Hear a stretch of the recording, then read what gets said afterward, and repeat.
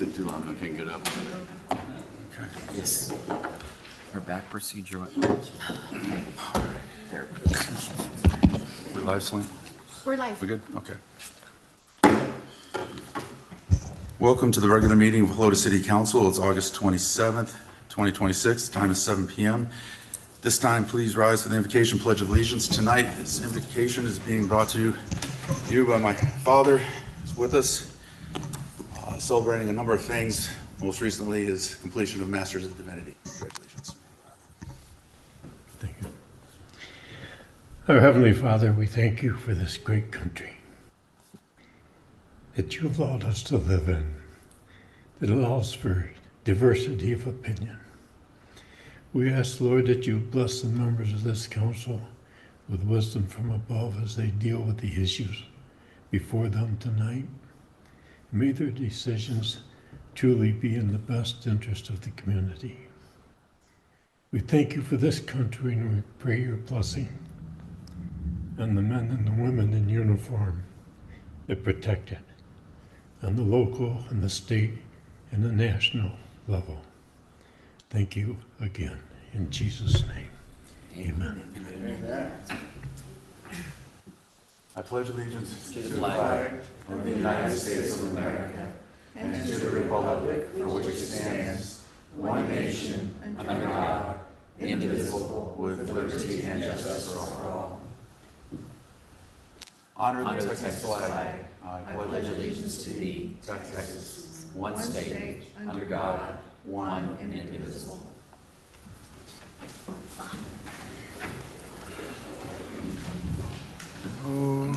Okay. This time, we are going to have a public hearing. We're going to open the public hearing. It is at 7:02 p.m. This public hearing has received public comments on a proposed comprehensive zoning change from staff to amend Municipal Code of Ordinances, Chapter 98 zoning, Article 11, telecommunication facilities, by defining the term utilities and establishing a case-by-case review process to consider telecommunication facilities within residential districts through a specific city council use permit. As I said, it's 7:02. We have one person signed up, so please state your name and address for the record, and you have 3 minutes to share on the public hearing. Up first is Cynthia Massey. Yes, my name is Cynthia Massey, and I live at 10547 Rockingham Trail in Helotes Park Estates. I attended the Planning and Zoning meeting on Tuesday and spoke against changing our city's residential zoning to allow telecommunications facilities within them. I am pleased that the P&Z understood the ramifications of such a change and voted unanimously against recommending it. However, I also believe their direction to staff to continue working to possibly change our residential zoning to a more acceptable scenario for utility towers in our residential zone will not work. After the SAW's presentation, I am even more convinced that not only should the council not allow a change in our established and long-standing ordinance, I also question the need for this water pressure installation at that location at all. But since this agenda item only covers the request for a 60-foot high SCADA tower, I will remain focused on that. To change an established zoning ordinance that benefits and protects our residents and their homes is a serious issue. And to do it because one utility wants the convenience of a communications tower that they admit is not necessary for the function of their proposed water pressure installation is preposterous. In fact, their representative says the main reason they want the tower is for security in case of vandalism.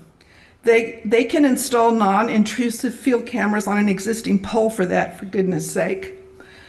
Their request to change our ordinance will not only affect the neighborhood of Helotes, Ranch Acres, and Paragon Road, it will affect all of Helotes residential areas. FCC regulations have become more stridently in favor of allowing telecommunication towers in designated locations, but residential is not one of them. A majority of cities all over the country prohibit such towers in residential zones. If this zoning regulation is changed, the floodgate to allow such towers in our residential neighborhoods will open, and the city council will be obliged to review every company proposal and provide ample legal reasons why they shouldn't be allowed in the residential district. If SAWS can have a tower, why can't I? Our ordinance as it stands allows for such towers up to 199 feet in permitted zones. That is roughly 20 stories high. How would you like a cell phone tower of that height on the vacant lot next to your house? How would you like a 60-foot high tower next to your house? Once a tower goes up, house values in the area can go down by 30%. This is a no-brainer. Vote no to this change in our residential zoning. Thank you. Thank you for your comments. Do we have any other signatures? Nobody online? Okay. With no more commentary on a public hearing, we'll bring that to a close. Time is 7:05 p.m. This time, we're going to open up a public presentation. This will be item number 3. This is a community presentation by San Antonio Water System. This time, I guess we have a panel, or we have one spokesperson. Okay. I'll invite you up, and the floor is yours. Good evening. My name is Ashley Davison. I am a civil engineer for Cood Engineers in San Antonio, and we are the design engineers for the Paragon Road Pressure Reducing Valve Facility. So here's a little introduction into our project team, some very highly qualified individuals.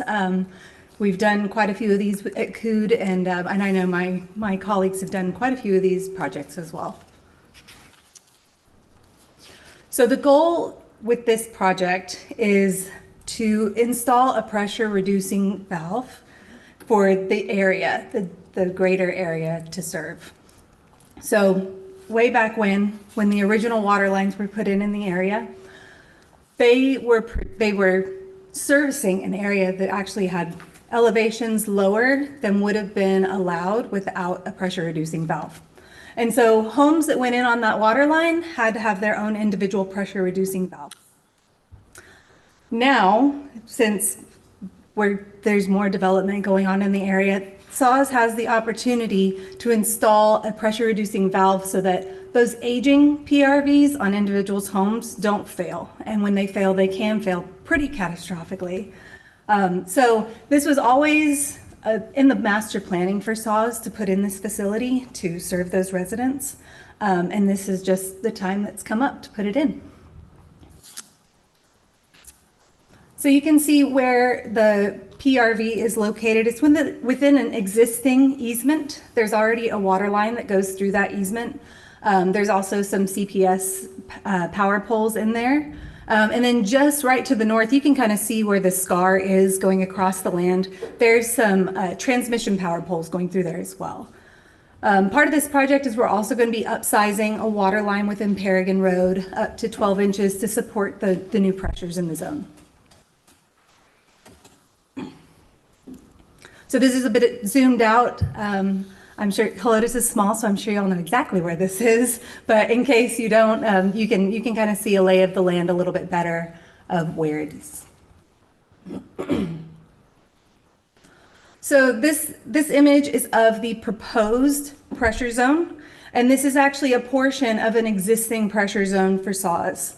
The existing pressure zone is a 1400, the pressure zone 1400, and we're carving out a pressure of 1305. So we're reducing that pressure by quite a bit.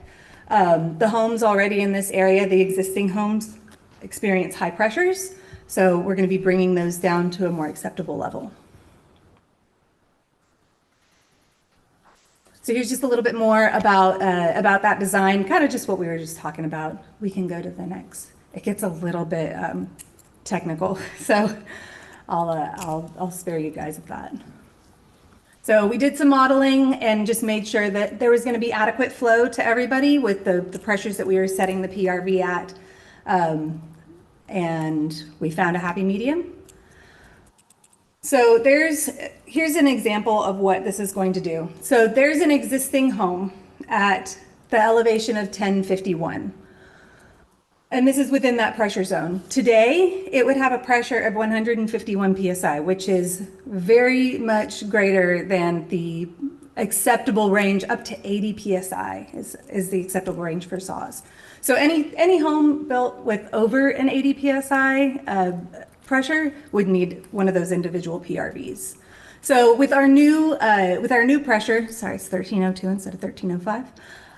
It brings it down dramatically to 108. And this is actually the lowest elevation within that pressure zone. So it's going to help everybody, including even that low elevation. And then once again, here's a map that shows the location of the PRV. It's kind of in the only location that makes sense within this easement that is already there. It's kind of a pinch point of the whole system where everything goes down to this 1/16-inch line, and then it blooms back out into other water lines downstream. So here's another representation of just the improvements that are going on with the overall development. So tonight we're here to talk about the SCADA tower requirements. In putting in a facility like this is going to be gated, right? It's going to be closed off from the public so that nobody can get in there and mess with it. But SAWS is needing this tower to communicate back to SAWS headquarters just in case of any security risks, so people entering the site. But also what it helps with is to monitor the pressure. So should the pressure get too high, something's wrong with the PRV, they know to send somebody out. Should the pressure get too low, the same thing happens. There's something wrong with the system.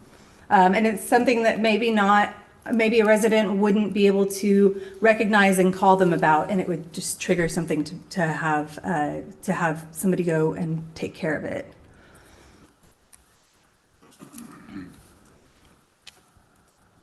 I think the end of this, this is just like some outro stuff. But so that's, in a nutshell, that's what the pressure reducing valve facility is going to do. Oh, here's a nice picture of what the site looks like today. So if you went and you drove down there, you'd see that nice tree to the side that we're trying our hardest to save it. And that you can see a gate there. That's the existing gate to the easement. So that's where we're going to put our proposed gate, as least intrusive as possible. So here's some options for us to trim that tree to save it.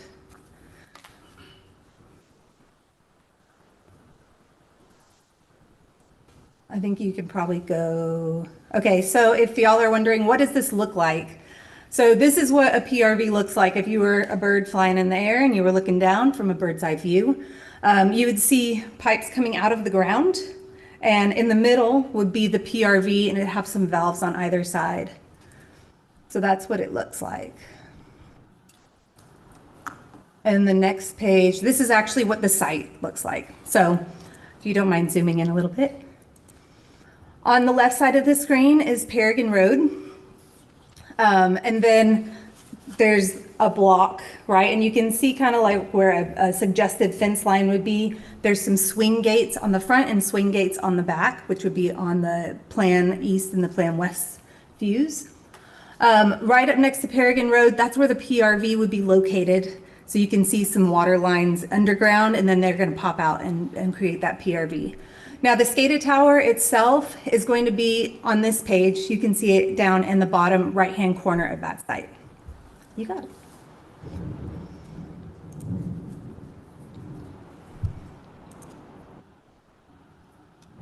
So this is a little bit more about the SCADA tower and why 60 feet. I know that's it's a lot to chew on, and believe me, we tried to get it shorter. Our electrical designer, they had to go out there and do a radio path signal to see what elevation do we have to get to be able to see the next SAWS tower that we can communicate with, and one that's close enough so that we can actually get that information there. So when they went out there and they go out with like a cherry picker and they go up so that they can actually see at eye level what they're looking at, that happened to be the elevation they had to get to. It's kind of in a little valley, Unfortunately for us, it's in a little valley, but that was the elevation they had to get up to. It's 60 feet. So this is the concrete pad for the PRV. And then that's it.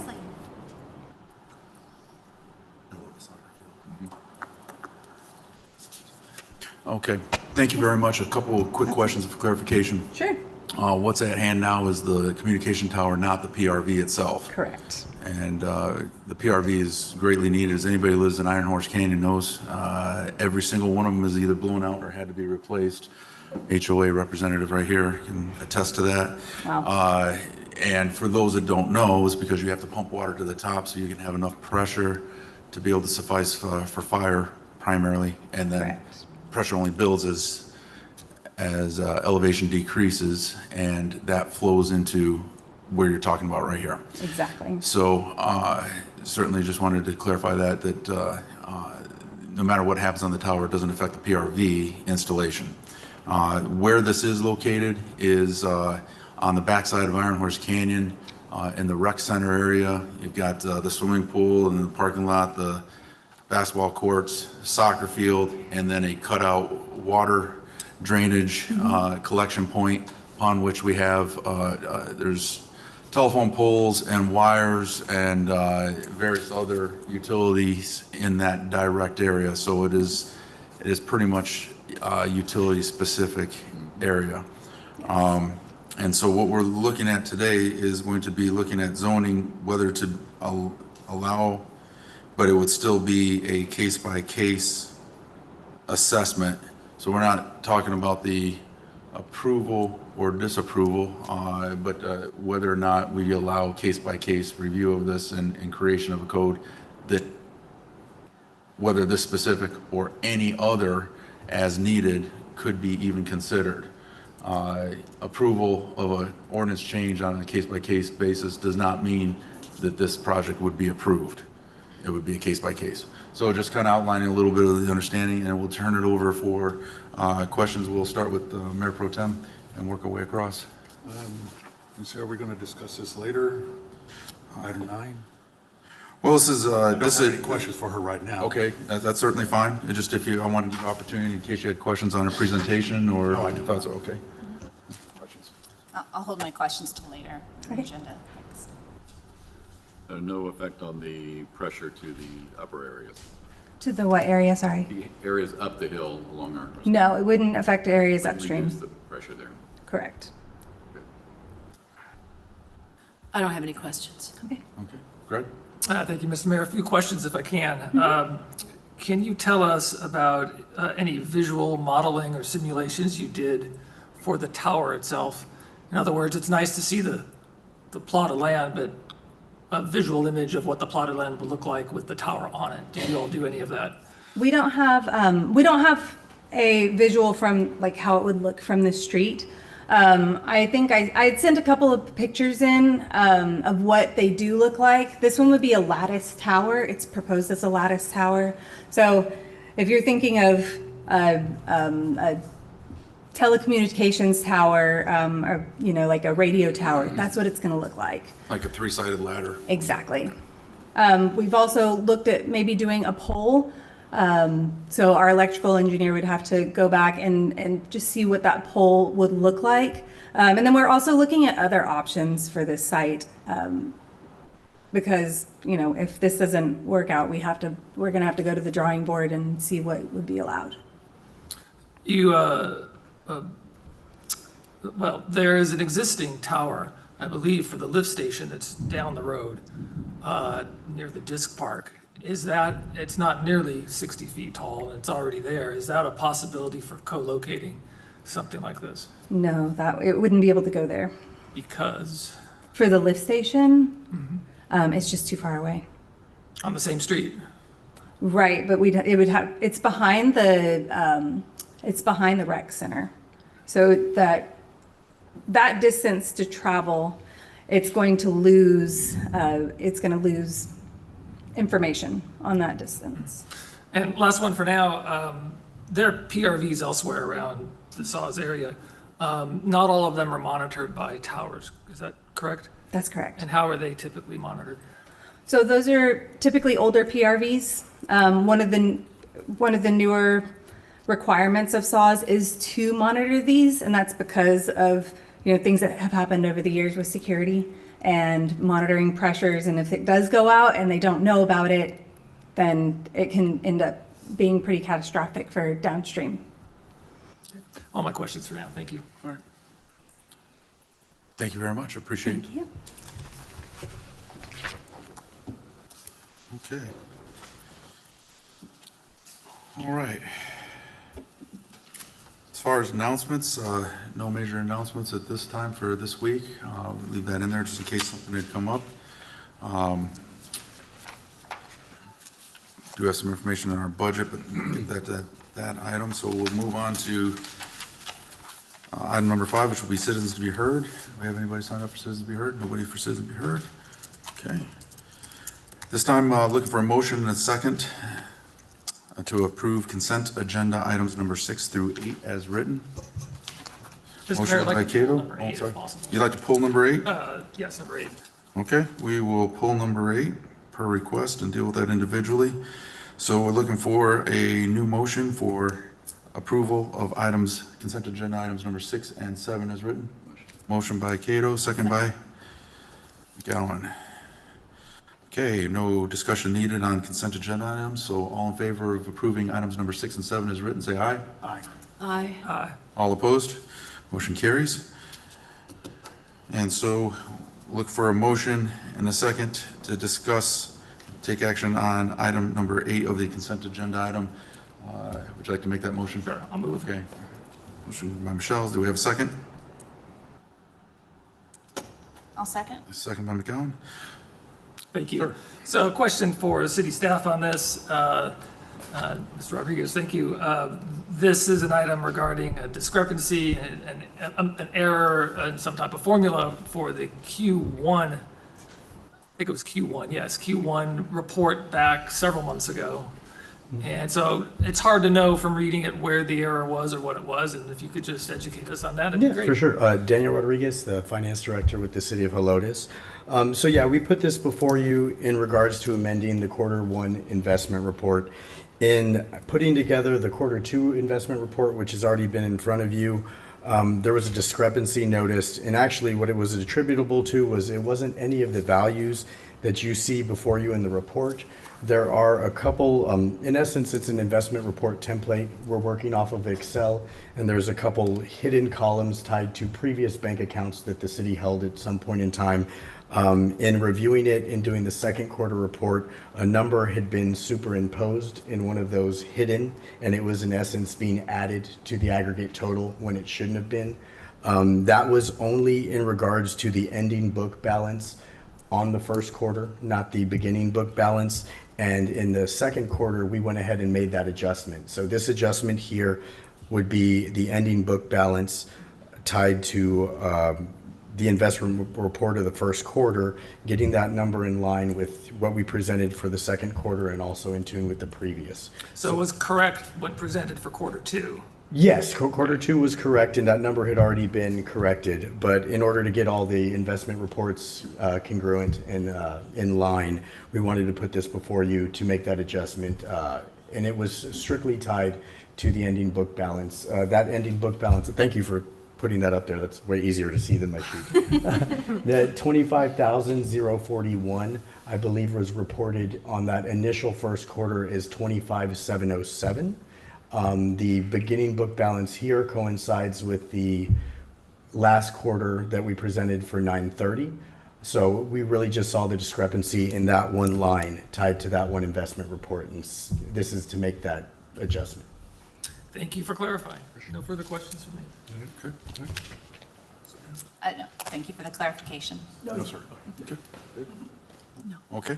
With no further questions or discussion, all in favor of approving consent agenda item number 8 by vote? All in favor say aye. Aye. All opposed say nay. Motion carries. Thank you, Daniel. At this time, looking for a motion, this is going to be discussion and direction on the first reading, so really no motion to be made here. So we'll open up Discussion and direction on the first reading of the ordinance of City Council and amending Municipal Code of Ordinances, Chapter 98 zoning, Article 11 telecommunications facilities, pursuant to our public hearing. So we will open up discussion, and I will just simply start by embracing just a general thought, and then we'll turn it over, and again, we'll just start with Buck and move down through. But this is just to allow us step by step for this or any other project in the future that may come. I know that we've had a few, for example, CPS and power stations and other items of utility related. Most of those were a little bit in the ETJ area, if you will. So it's difficult to know each and everything that may come up in the unforeseen future. So the question is really at hand, do we allow the possibility for it? Still have to be reviewed case by case, and even if you are to approve this, this does not approve the tower, it just gives the mechanism to review and make a decision on that specific tower that was talked about earlier. So with that, Buck, we'll turn it over to you and work our way down as a discussion. I feel the ordinance was written by the folks that preceded us for a reason. We live in a beautiful area. I mean, I see all the way to downtown from my backyard, all the way over to Days of Allah. I don't want to see cell towers. The citizens that spoke at the P&Z meeting don't want to see it. They spoke tonight, don't want to see it. This would be about a 5-story high structure, 60 feet, 4 stories, 5 stories. I do know one of my neighbors just built a very, very nice home, and they're still doing their yard. And I really think that's the last thing they're going to want, basically, in their backyard. There's obviously other ways to do this. Have they approached CPS about maybe putting a transmitter on those towers that do go up to the rec center? Of course, I don't know if there's interference issues and all that other good stuff that goes with electromagnetic, whatever, of the power towers. There's options for cell, there's options for fiber optic, put it on a telephone pole, but opening the door, I think it's a Pandora's box for us to allow more cell towers, and as it was stated tonight, well, you allowed CPS, why not me? I'm not comfortable with it. Good.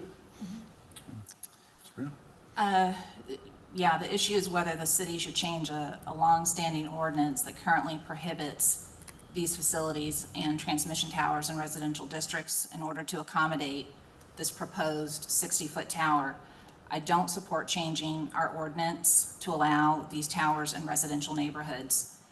While the amendment is being described as a targeted change, the policy implications extend well beyond this one project. Once we amend the ordinance to establish a pathway for telecommunications facilities in residential zoning districts, we're creating a precedent that could be relied upon by future applicants, and that's my primary concern. I believe we should be very careful about changing a citywide ordinance that protects residential neighborhoods simply because one project has identified a need for a tower at a particular location. Instead of changing the ordinance with citywide implications, I think we should exhaust every possible alternative, including other locations, existing structures, different technologies, that would allow the project to move forward without opening residential neighborhoods to telecommunication towers. So I support finding a solution to the water pressure issue, but I believe we can and we should do so without permanently changing the rules that govern where telecommunication towers may be located in the city. All right. Thank you very much. Dave?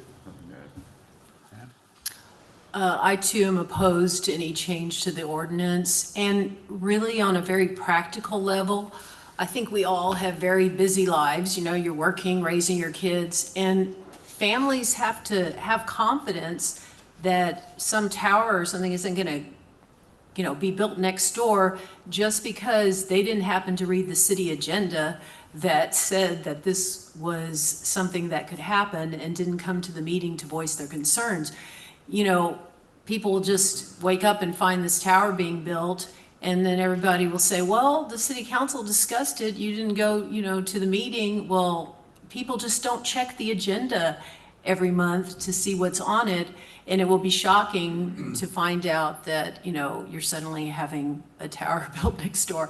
But I think we should have that confidence that we move into a residential neighborhood and we don't have to worry about this happening and going to City Hall and opposing it when it comes up, if we even know or are aware of it. So for these reasons, I am, and what people have previously said, I'm opposed to any change to the ordinance. That's all I have. Thank you, Mr. Mayor. I will refrain from echoing what has just been said. I largely agree with it. I would like to thank the Planning and Zoning Commission for the way it handled the discussion the other night, because I think it helped to highlight the key issues and crystallize it for the community. I do think a less intrusive way to address this issue is possible and should be pursued. I was also concerned that the ordinance itself was crafted very broadly and opened the door to a lot of different possibilities. Admittedly, with city council approval, it would need to have, but it creates the possibility for types of towers that may not be envisioned or embraced by this community. So for those reasons, I don't think this is an appropriate move for our community. Thank you. Excellent comments. For clarification, Frank, this type of request, if there was a change in an ordinance, that's one thing. Without a change in an ordinance, because it has to do with zoning of a structure, that also prevents it from qualifying for variance, correct? That's correct. Because you have to have a zoning allowance in order to be able to consider. Without that even being a possibility, there's no variance to actually apply for, correct? That's correct. You'd have to have a rule to come and apply for a variance. Right. And with no rule for such towers, there's no request for a variance. Gotcha. Okay. Thank you very much. Appreciate that. Any additional discussion? Staff, do you have anything you want to add? Nothing for staff? Okay. As this is not something we are voting on at this point, we'll move on to item number 10. Item number 10, very similar, just going to be discussion, so we'll follow in the same manner. This is going to be discussion and direction amending Municipal Code Ordinance, Chapter 98, zoning article, get my Roman numerals right, 14, administration and enforcement, section 98-463 for certificate of occupancy, by creating regulations for issuance of temporary certificate of occupancy to streamline business transitions when commercial use remains the same. This is a discussion item that I requested staff to put on there. It arises out of a situation that we found. The purpose of this general thought is when a business transfers ownership in title only. In other words, think of an example. Everybody knows that McDonald's are franchises. So if there's somebody that lives in Oklahoma that owns a McDonald's in San Antonio, and they sell it to somebody who lives in California that also franchises it, the transfer of ownership is the only thing that's changed. Who owns it? Not any of the use, not any of the zoning, not any of the operations, just simply for that. Currently, what we have set up is that if somebody buys a business, you have to shut the business down completely for what may be several weeks in order to re-inspect a business that has already had its annual inspection earlier that year. What this would do would be to be very similar to what other cities do, and that is allow for continuation of operation for 30 days as an automatic approval of a temporary certificate of occupancy, so that the business, when they're bought, like a buck, if you bought my business, you are allowed to continue operations, but you've got 30 days to get your inspections in place. And of course, if anything comes up deficient, you have to obviously bring that up to code or whatever issue it has. And if you don't within that 30 days, well, then you've lost your certificate of occupancy. But it prevents disruption of business when it's only the purchase of a business. If there's a change of use, that's a completely different ballpark. You got to go back to the, the drawing board with planning and zoning and permits, et cetera. So that is the topic for discussion, for consideration, if this makes sense.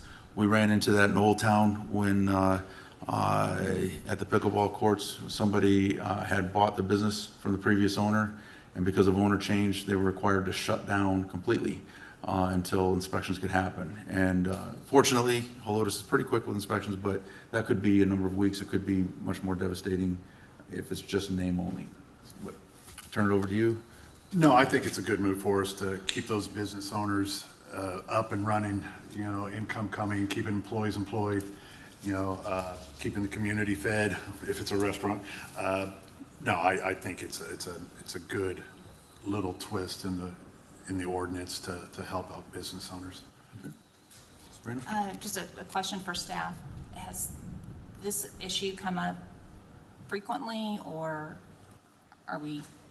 It's not something that frequently happens. Okay, I would say it's a once in a blue moon type of thing. okay. Thank you. David? I think it's a much needed change, no issues.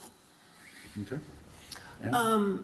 I'm just a little, I'm not opposed to it, but it just seems that the language is really broad. I mean, what the mayor just explained as in what circumstances it would happen are very limited, but it doesn't say in the changes what those circumstances are. It just says, well, if it changes, it's very broad. So if you're trying to do it for one specific circumstance, maybe we can just change the language to be a little bit more specific, because it just says the requirements to get a temporary, I don't know, what are the requirements? All it says is an occupant whose proposed occupancy or business use is the same as the approval. I mean, I don't know. I guess I'm kind of feel like that's not specific enough. And then what happens? You don't go check it at all? You just, for safety or anything, you just kind of just say, oh, I'm going to give you a temporary permit without checking anything? No. What happens is, for example, a restaurant's in operation and it gets its annual inspection in January. Okay. Every January it gets its inspection. So if they sell the business to somebody else in July, and it's the reason the language there, that everything is staying the same. They're not moving the kitchen, they're not changing it from a car But wash that's not what to you're saying here, That that actually everything is- stays the exact same. Yeah, when Just- everything stays exact same except for, and if, to your point, if we need more clarification on there to Yes. specify for change of ownership, really, we don't want to disrupt business flow just because somebody sold a business. Yeah, because it says an occupant whose proposed occupancy or business use is the same as the approval permitted Permitted use use. and does not constitute a change of occupant. I mean, it's like, That's- that just seems so broad to me. That's To me, that's pretty specific. That's as specific as you can get, and that's what our attorney put there. When the new use for the new owner is exactly the same as what it had already been permitted for by the previous, so nothing changes. That's the legalese to describe, nothing's changing. You're not changing it from car wash to restaurant, you're not going from restaurant to sports, you're restaurant to restaurant, car wash to car wash, whatever, it's just changing. You will be granted, with your application, you'll be granted a 30-day temporary, so you don't have to shut down just because you bought the business. And now you are required to have everything inspected. So we will actually go in there, not only have inspected in January, but now it's July and there's an ownership change, there's gonna get a reinspection to make sure everything's safe. And so we actually get a second set of eyes on it to make sure that nothing, missed in its annual inspection. And it does so without sending people home for work. Like if somebody bought your law office, right now, you would have to drop all your cases, you would not be paid, nothing would happen until all inspections of the offices were made and the fire code was made. That's where we are right now. This would allow you to continue having your cases and continue your work as an attorney and continue getting a paycheck as long as you got your inspections. The owner got the inspections in 30 days. And I just want to point out that it is discretionary. It says may. The city official have discretion as to whether or not they believe it is the same use, same and everything else. And again, it's limited to 30 days. You cannot have a temporary certificate of occupancy for longer than 30 days. And if I may, if there is let's just say that there's a scenario where we have had to frequently visit that organization and there were some known challenges, we would literally not be so excited about implementing this temporary occupancy change, knowing that there were patterns of whether it's violations or anything like that. We would use our best judgment and scrutiny in looking at how this is executed. But literally, the permitted use, there's a list of descriptive items that, what are you doing, how are you doing it, what's the outcomes, that kind of, well, however it says, if that is not changing, Okay. and it's just the owner name, then that is what we're talking about. Okay. I hope that helps. No, that clarifies. I don't have anything else. Greg? I appreciate Councilmember Carraway's questions and the responses as well from staff who worked on this. The one question I have goes to what the city attorney just said about it's a may, not a must. And this may not even be realistic, but does the may need to be outlined? What are the conditions under which this wouldn't be? Or is that just an impractical and deliberately flexible term to allow us the ability to judge this on a case by case? Yeah, my response to that would be that I'm not a fan of painting myself into a corner with a list that may not be all inclusive. We still give, just like we say, officer discretion when it comes down to some law enforcement activities. There's some measured discretion that I have as I conduct business in my role and responsibility. We can paint it as tight as the body that determines what our ordinances say. We can paint it as tight as you would like. Naturally, we would do what your request is. I'm just not a fan of painting myself into a corner too tightly. Sure. If there are some specific thoughts, definitely we're open and we would like to hear. Yeah, well, certainly the one that, and it's come up before, is just thinking about public safety. Anything that would be broadly defined as having a public safety effect, I would think would want to have that undergo that inspection process prior to. Absolutely. The inspections that will occur will be the standard. There wouldn't be any variations to the inspections that are Right. occurring. Understood. Okay. For example, the whole strip center across the street is owned by one company out of state. If they sold it to another company and part of a real estate investment transaction, all of the stores, the CVS, Shots, all of it would have to close right now for however many weeks it would take. You can imagine how difficult that would be for the lives of the employees and the business owners, et cetera. Whereas if this allows it, it's a simple, okay, as long as you get your inspections in 30 days and all of them, and it's thorough, then you can continue operations. We can certainly, go ahead, please. Just one more comment. So when it says on three, Sure. the conditions, we'll revoke it if the conditions of the TCO are violated. So I'm assuming that the conditions are that it's used for the same purpose. Okay. Correct. So if they suddenly do not use it for the same, then it's revoked. Okay. Correct. I just wasn't clear on the, conditions. Okay. And the temporary only is a 30-day window until their permanent would be issued under the new business owner's name, which would only be given after successful completion of all the inspections from fire and safety, whatever would be applicable to that particular business. This is not something we're voting on, we're just kind of getting direction. If the general thought is that this is kind of a common sense thing to make sure that we keep our business owners and employees happy for normal business operations, except for some direction to take a look and make sure our wording is precise for this, as well as enough to be able to give administrative discretion, then we will proceed.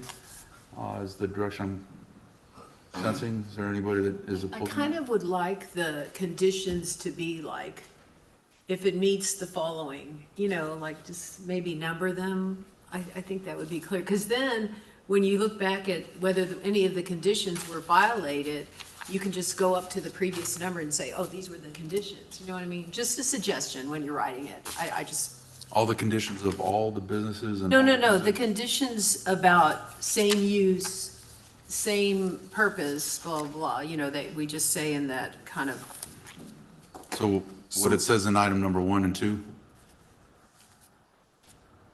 Conditions above.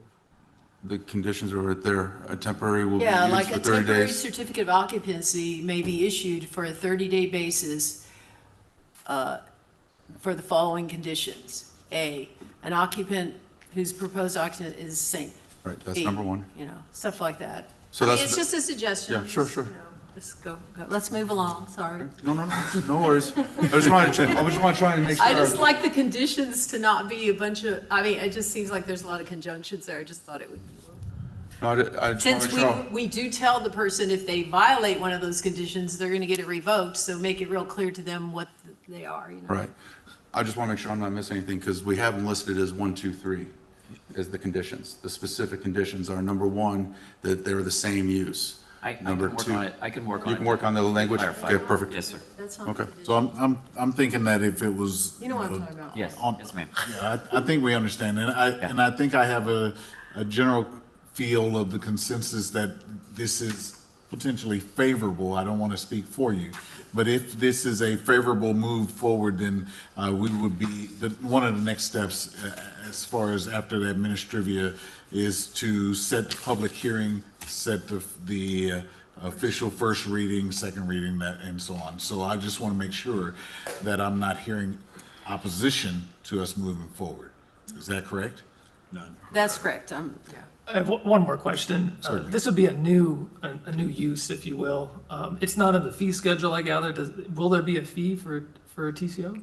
So that's really, really funny because I was like, I need to make sure that I address that with the fee schedule if we're not already planning to do that, because it is an application.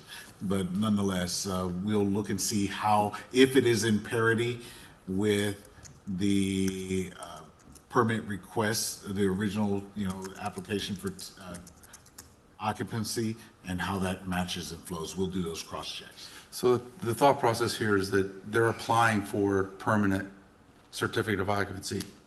It's with that application for permanent that we are giving them a temporary, so yes, and they're paying fees for the permanent. So I don't think there's a needed fee for a temporary. It's kind of going, you got 30 days to get inspection and you're paying your fees for your permanent. We're just allowing you this 30 days to continue operations while you're completing the requirements of transfer of ownership.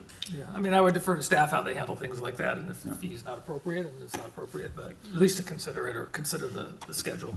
That's all. Thank you. Thanks. Okay. All right.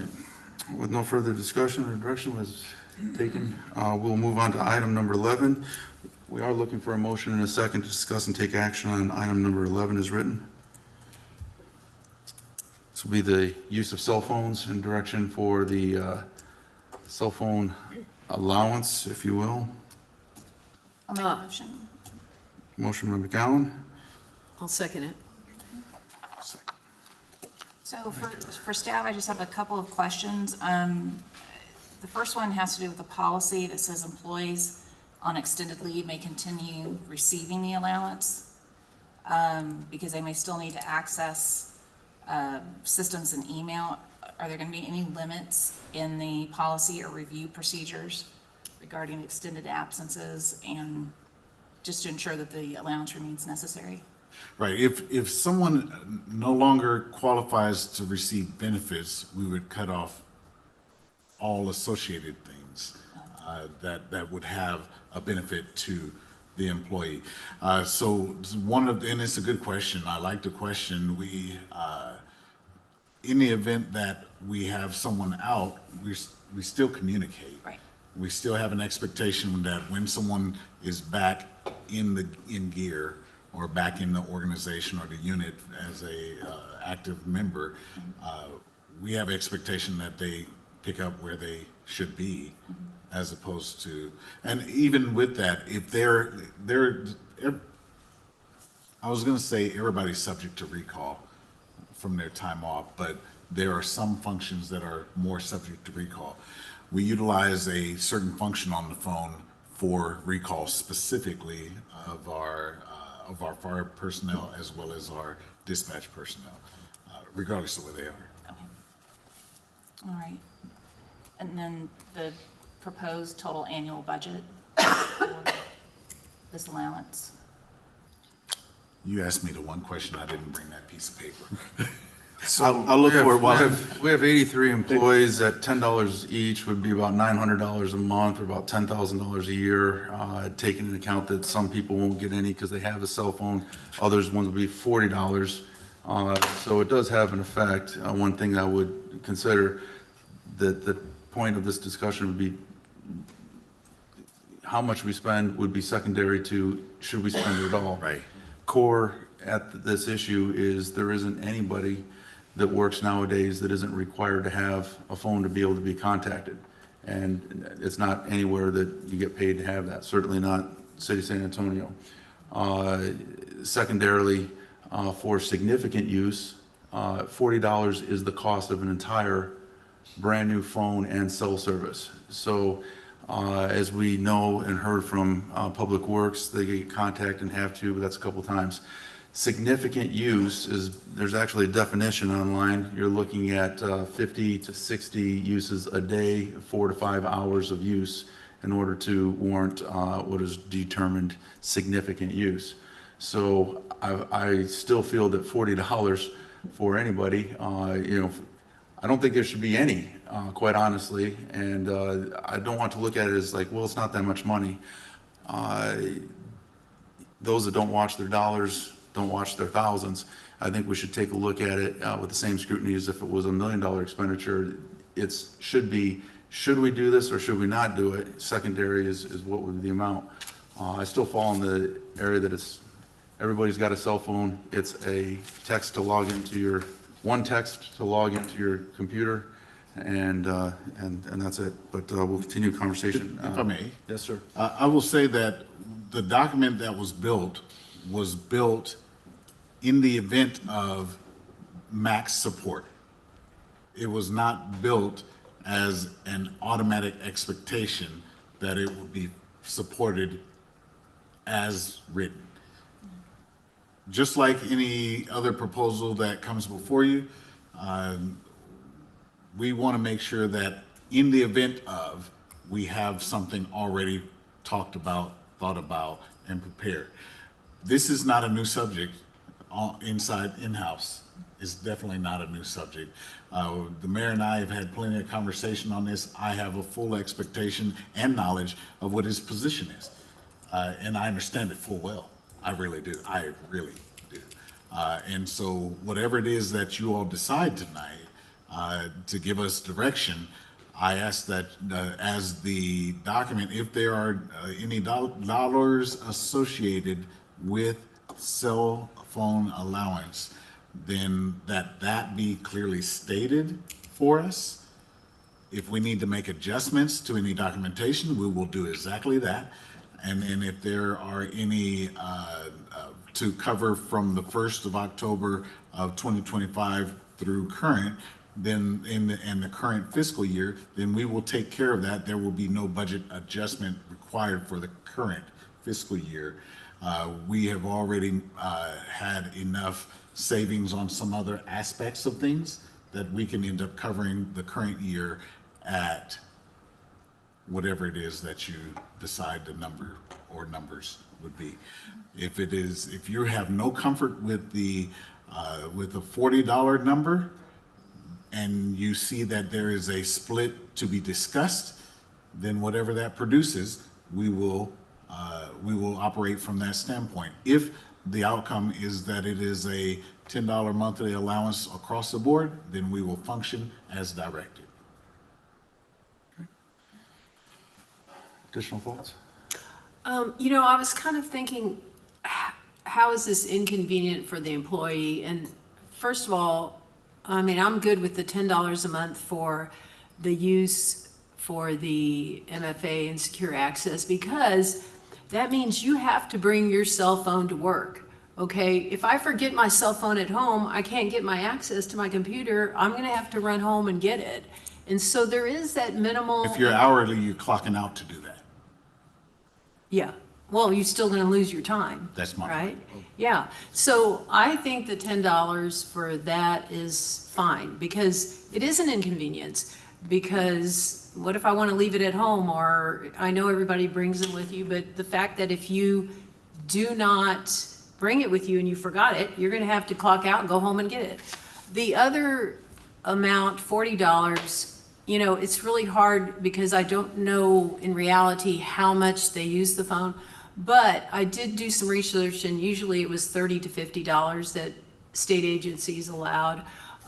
One university I looked at, they actually give you 7 cents a minute, and you have to actually turn in your minutes every month, which I thought was crazy. But there's another inconvenience of it, which is that what if there's an open records request? Do they have to turn over their phone? You know, that's another inconvenience for them. So without me really knowing how much the bigger users use, I'm thinking 40 might be a little much, but I would go with the $10 and the 30. You know, I'm just assuming that they don't use it constantly. I mean, I don't know how many hours the Public Works use it. But remember, we don't have people from the public calling them in, so it's not like they're using their phone to serve the public in that way. So it's not like, oh, I constantly have to use my phone because I'm answering calls from the public. It's really just. That does happen. What's that? You're saying that They don't answer, the Public Works, are they using their phone to answer calls from citizens? there are several people that have their personal cell phone and be connected while whether they're out and about or whatever the case is. That absolutely happens. Oh, okay. Well, you're telling me our public works people are taking calls from the public? I know Corey does, but he carries a city phone. Understood. You're not talking his On their his personal employees. If they're, You're not talking that one of our firefighters on the back of the ambulance is Not being every contacted by the. not every public. single person, I Okay. apologize for overspeaking. Any. So the thing is, if a person was out on a work site and they're gonna step away and they're coming back and they're dealing with whatever the public and or the business or whatever, there are times when someone says, hey, give me a call if something happens while I'm gone. There are other things. The public can't key us on the radio. There's the expectation of courtesy and communication while conducting business. It is the employee's choice to share their personal cell phone number. And oftentimes that happens. How often? I couldn't tell you that, but I know that it happens.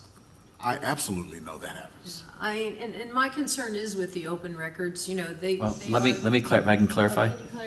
It doesn't matter whether the city pays for it or not. If an employee or an official is conducting city business on their phone, it is subject to open records. That's right. Doesn't matter who pays for it. Right. Right, but no, I wasn't connecting the pay with it being subject to, I was saying the inconvenience of having to have your phone, you know, given up. Under the law, if Henry has an email on his personal phone, what they call it is, he is the holder of the public record until public records request comes in. But what I'm saying is if they don't have to use the phone for work, there shouldn't be any messages on it. That's correct. That's what I'm trying to say, yeah. Okay, so in all that, I'm okay with the $10 and I think 30, without me knowing that they're using it more than that, than what's been shared, I think 30 would be appropriate.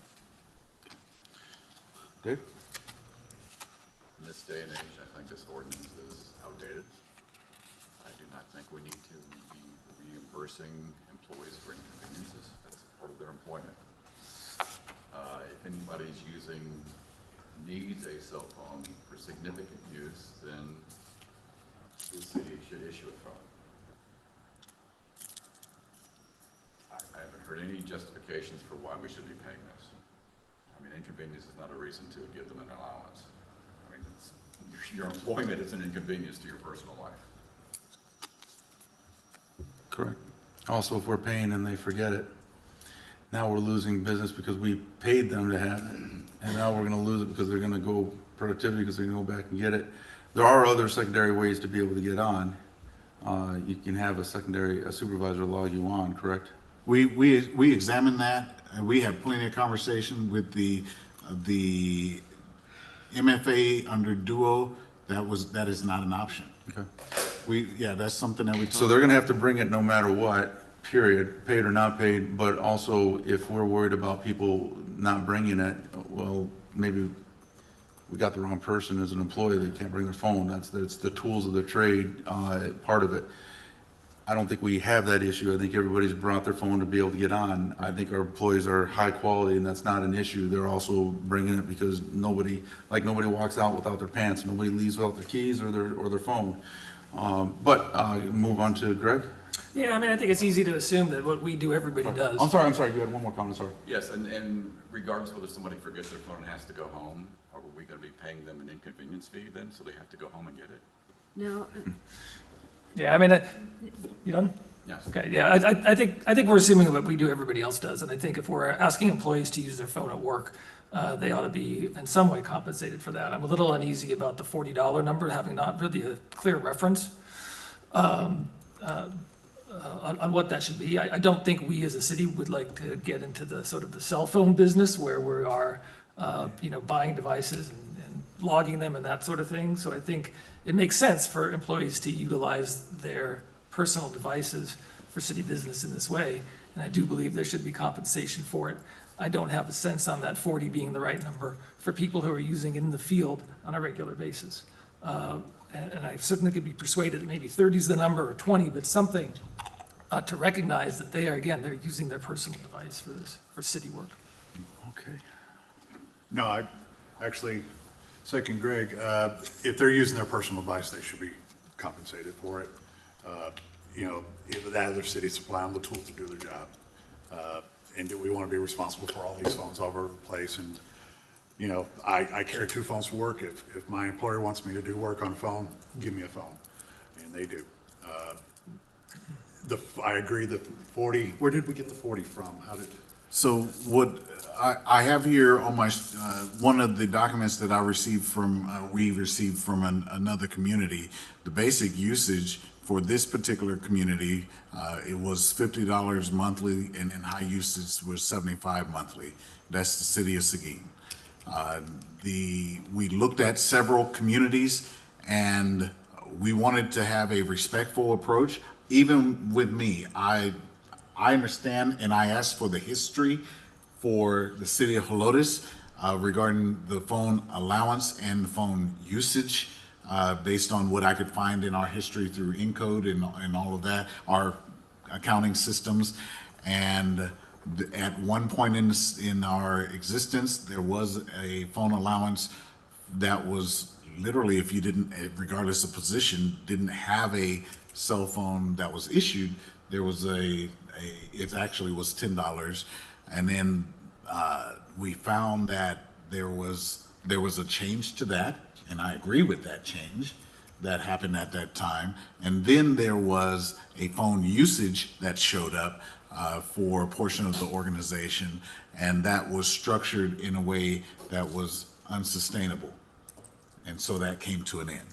And so then we brought on, this was all before MFA or multi-factor authentication. This was before the tool that we use is called Duo. It was all before that. And so as we go to where we are requiring someone to have a device to get into our system, that's when my thoughts of, okay, we actually need them to have the device here. So is there a way that is respectful that we can approach? So one real question I want to bring, Corey, you were the one that kind of brought up last meeting, probably our most extensive users. How many recalls do you give out per day or per week on average, or per month? I won't be able to give you an average without having some time to look into that, but as we heard the thunder, I was texting my guys in the emergency thread that we have, so that's a perfect example of when it's utilized. Maybe once a week?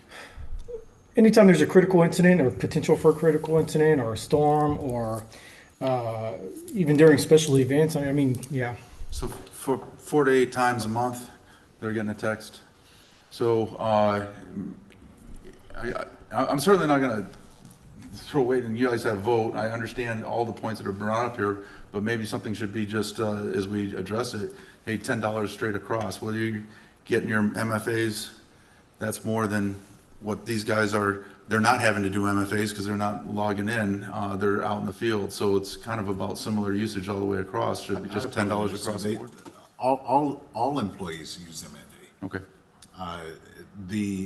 And when it comes to Public Works specifically, they're using that phone more than 8 times on the day that they're doing and supporting Marketplace. Okay. Yeah, I mean, what is the right number? I mean, I'm like you guys. But they're not. 40 is a little, It is a taxable event, benefit, okay, so. and it's part of a package, you know, hey, I work for Helotes, they pay for, you know, a portion of my phone, they give me $10 a month. I mean, that's a little nice thing also, you know, another reason to work here and stay here. Are you in favor of a single flat rate across the board? I do lean towards that, Mr. Mayor. I mean, that sounds pretty good because our real heavy users, city administrator, city secretary, I'm sure our chiefs, they all have a separate device. So we're talking more of like a field supervisor that would be a heavier user. Is that where I'm sure Corey probably has his own, but, or separate rather, or. Yes, Corey has a city phone. There are 2 in Public Works, only 2 in Public Works, 3, and, that's right, 3 in Public Works that have So a our device. heavier users that are on call 24/7, 365, they have a city-issued device that's not really part of this program. That's in Public Works. In Public Works. Firefighters do not have a government cell phone. There is a device mounted or assigned to the vehicles. Makes sense. But also, it's not carte blanche also because it does state, I mean, it is up to the division head with final city administrator, his sign off. I can make this easy for you. If you all have comfort with $10, just say it, it's okay. Is there people are in favor of $10 flat rate for non-city issued phone personnel? I'm better with that than the 40 I'm still with 10 and 30 for me. and 30. I'd support 10 and 30, but I would like to know, I'd like to have more numbers on the employees that would qualify for the 10, the employees that would qualify for. the Understood. I 30. have a breakdown. I apologize. I just didn't. That's okay, but I would just like to see those numbers with the total budget. I can make sure that that is available for the total budget. What my request would, We have to give direction of a specific number for the budget specifically. So we have a couple of options. Let me lay them out there. We could do a flat rate now that can always be adjusted later. So if you want to put in a $10 there, and then we can identify and later say this classification is now going to qualify for $30, or then we can add that by specific, or specifically state 10 and 30. I think those are the 2 options that we have before us. What's the estimate for how many would be $30 users? What are we talking about? ultimately, we would be looking at 3 portions of the organization: fire, public works, and potentially all of them are potential dispatch.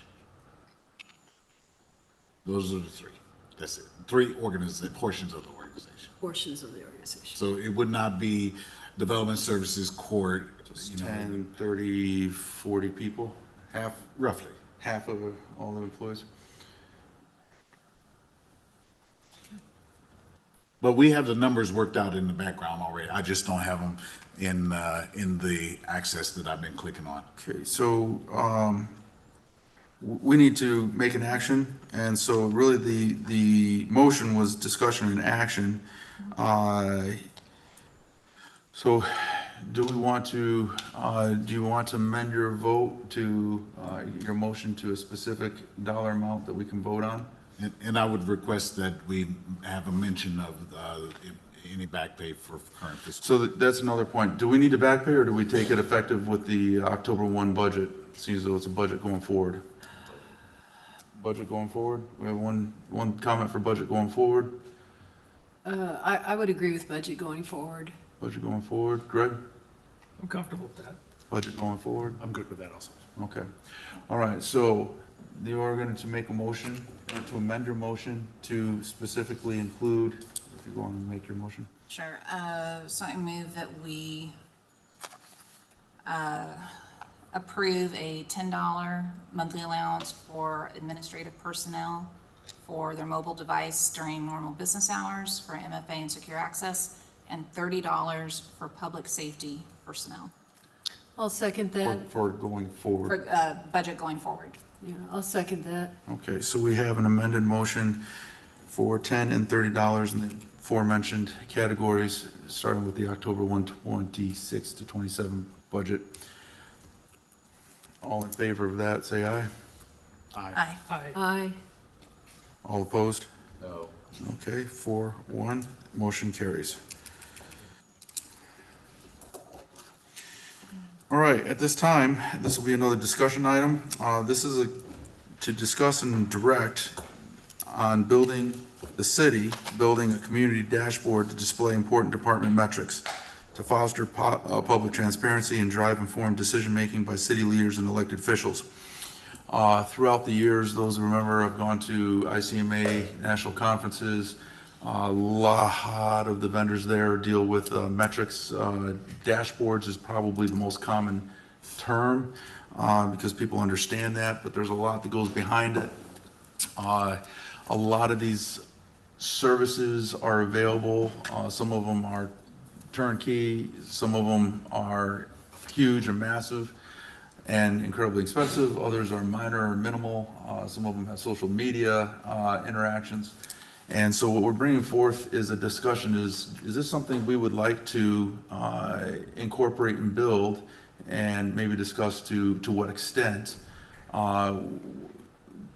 Prices on these, I have seen when I go to conventions, and I've seen that they can be anywhere from, $20,000 to $60,000 a year and more, depending on bells and whistles. Some of them can be simple metrics on police calls. Some of them can be complex ones.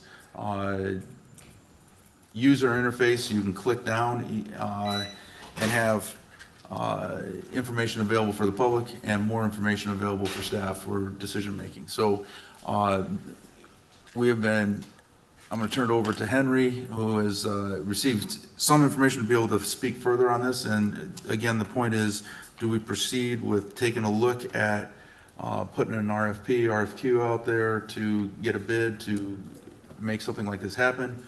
Do we see the value in it, or do we not? Henry.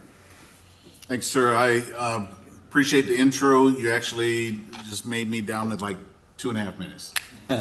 Perfect. If only. If only.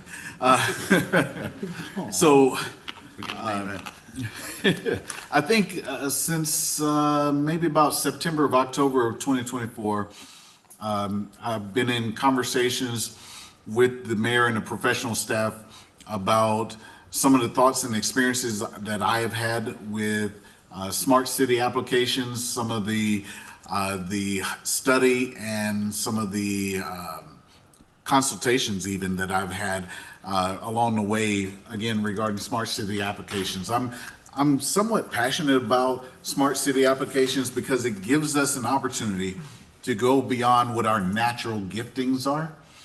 It allows us to be able to reach data in such a way that accelerates not only understanding, but access.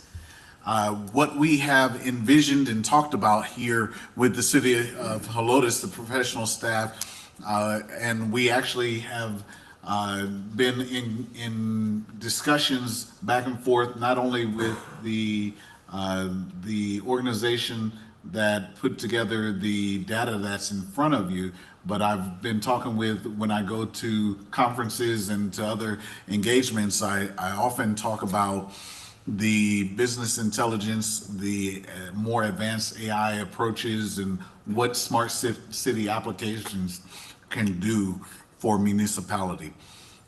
And I look at the city of Helotes and every municipality the same way that a senior executive for a business is looking at their operations. If this was pick a big company that has a $12 million budget, and they had a board, I would be that executive and you would be the board. And so when you know, if I was to say it in the previous municipality, the number would be plus 100 million on top of that. And it would be the same approach that I had when I was there, same approach here. I look at the simplicities of how do we track the key performance indicators. I look at what's vital to the organization, what's your goals, our mission, our values, our performance on the emergency services, the performance on our finances, the performance regarding our business and our growth, regarding more specifically economically our growth in our community. I also look at what are the levels and types of engagements, and are we being effective or not? How do we judge that? Some systems, like our social media, have some types of things that we can go and look at. I don't know what that back end is called for social media. I'm not necessarily in love with those things, so I don't know what those things are called. But smart people, smarter than me, regarding electronics, know what that is. But if it was on me and our professional staff to go and pull data, or to show you data like we showed earlier today, we showed you information related specifically to an investment report.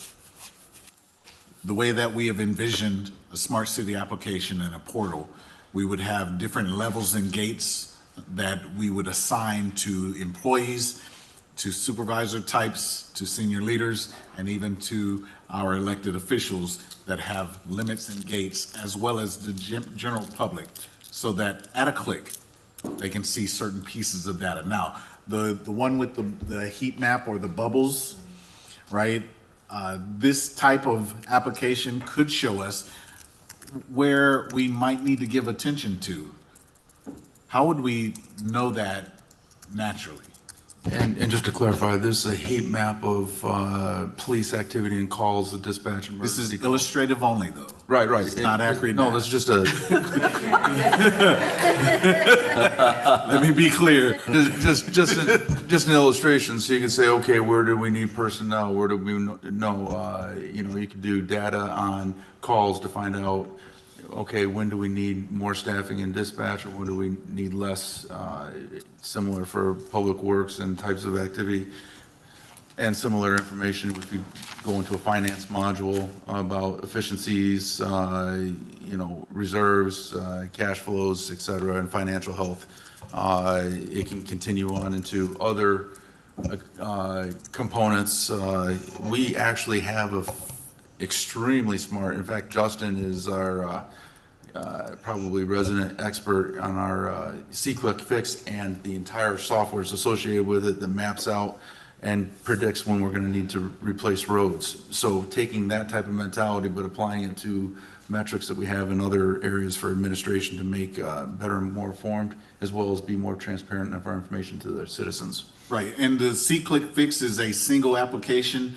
The road assessment is another application, and labor of love. Have mercy. But then there's a whole slew of things. A picture, a common operating picture like you're looking at here, is multi-domain. It can be designed in the way that we would want it to, even from a public safety standpoint. This isn't just one aspect of public safety that you would be looking at here.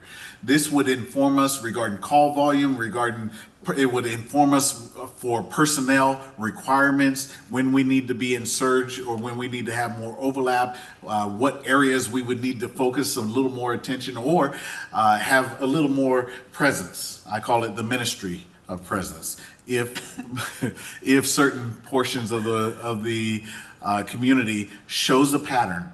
Now, how would we look at this now? We would go back and say, hey, emergency comms, can you show me this data? Police, can you show me this data? Fire, can you show me this? A matter of fact, fire again, can you show me the EMS portion of it? And we would just continue to keep asking questions, but it all would be in the rearview mirror. All of it.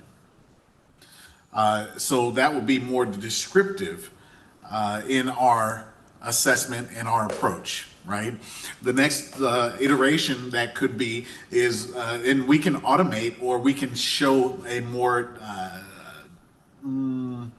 centrally located descriptive set of data, but then we can make and approach a diagnostic type of approach to data, right? To the business intelligence aspect of what we have going on. Then beyond the diagnostic, we can move on into real discovery, and it can be, we can set parameters and rules that says, hey, when we hit this, tell me, and tell me right when it happens.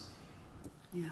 Right? We can go beyond that and we can get more into the predictive and prescriptive. Those are the next two levels of business intelligence and data analytics and all that. I know I didn't say that word right. Forgive me. Keep moving.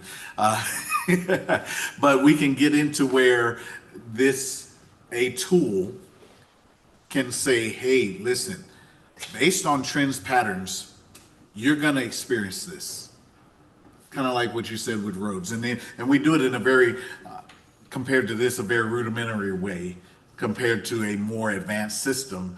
And it takes a long time and a lot of effort to look at and score our roads. But a system that is predictive can tell us in advance with a lot less keystroke and a lot less sweat and a few less lunch breaks, right? Then the last portion of data analytics and business intelligence would take us currently, because it will get even beyond this, I'm sure, but it will be prescriptive. And they will say, not only am I going to tell you that it's going to happen, I'm going to tell you how to engage it. And so when we have that type of tool, it makes us more efficient. It makes you more informed. You don't have to wait on my periodic updates. You don't have to call you don't have to call and ask if you can talk to a certain professional. But it gives us access to data. It gives us a planning tool, and it actually gives us a way towards fix. I'm not asking for, hey, like when I was in Virginia, tell me the speed of the cars on the bridge tunnels, because there are apps like that. I'm not asking for that level and type of engagement. I'm not asking for us to even consider, like in the city of San Antonio or other places, where tell me where to park. I'm not asking for that type of thing here in the city of Helotes. What I'm asking is, how much better and faster do you want us to get? What level? I'm not even asking what level right now. I'm asking, are you interested in us advancing our capabilities beyond where we are, and maybe not be at the top of the speed on your race car, but maybe we're going faster than we have been, and maybe we're more efficient and give you more data at a faster click. And definitely for our professionals, we can become extremely proficient, and especially when we're talking about finances. So I yield there. Okay. We'll just open up for discussion. We'll start down there with Greg. Yeah, it's interesting.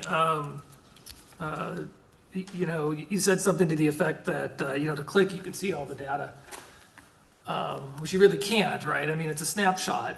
And so one could argue it obscures as well as reveals. And so I don't know how one would balance that. Same thing that people would often say about statistics, and how statistics can obscure as much as they can reveal. I wonder how you would measure ROI on something like this. Is there even a way to do that? Say your question again, and I'll ask if I can have one of our teammates that we've been talking with back and forth that can come to the mic and engage. Yeah, the return on investment. How does one measure something like that for a project like this? So just real quick before he speaks, to speak to that aspect, your first part of your question, revealing versus obscuring, is yes. that most of these dashboards, no matter what company you look at or who devises them, is not just a snapshot. You can get a snapshot, but it also allows user interface, again, limited for public, definitely more advanced for administrative, and complete for upper level management, but you can, at all levels, pick an area like for call volume and set a time frame, a day, a week, a month, this day last year, and you, as a user, can then play with it enough to be able to, move the dial to see the Right, I understand. ebb and flow of the calls. And so that's built into it. And secondarily, these type of things generally tap into our data so that they're automatically, constantly updated in real time. So there's never, you want to design it so that we don't have staff having to input the data from every days. It's automatically drawn from our current existing systems. Right, and I'll give you a finance example, right? So we use two different types of systems when we're dealing with finances, and really, as long as we are putting in the data, we can go back and do there are some things that are automatically put in, like when we scan in payments and those type of things.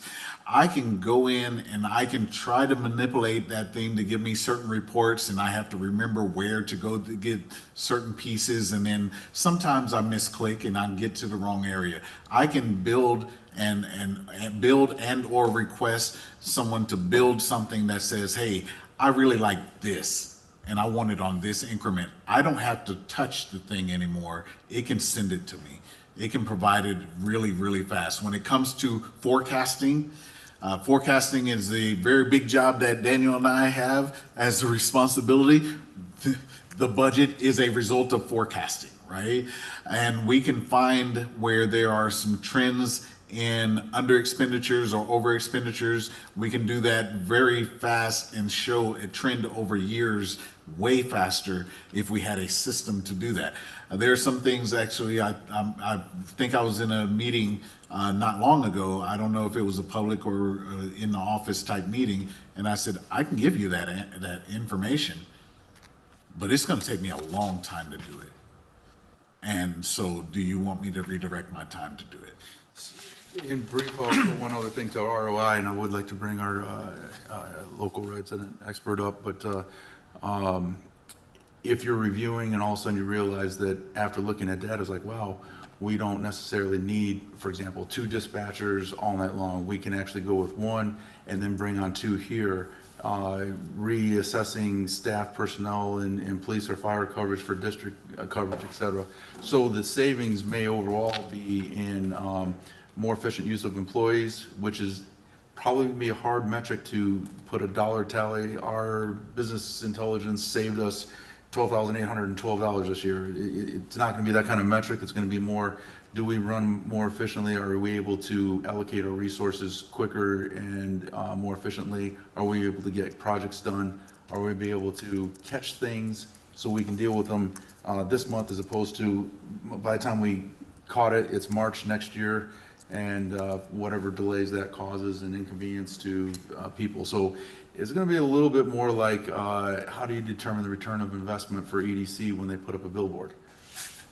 Not direct, but also you eventually see a little bit more people Well, in how the do shops, what about investment when you use Life 360 to track your kids? Yeah, exactly. Well, that's a great point. Investment Exactly. saves my stress level. Well, an analog solution that you all provided to the city was the position of the management assistant.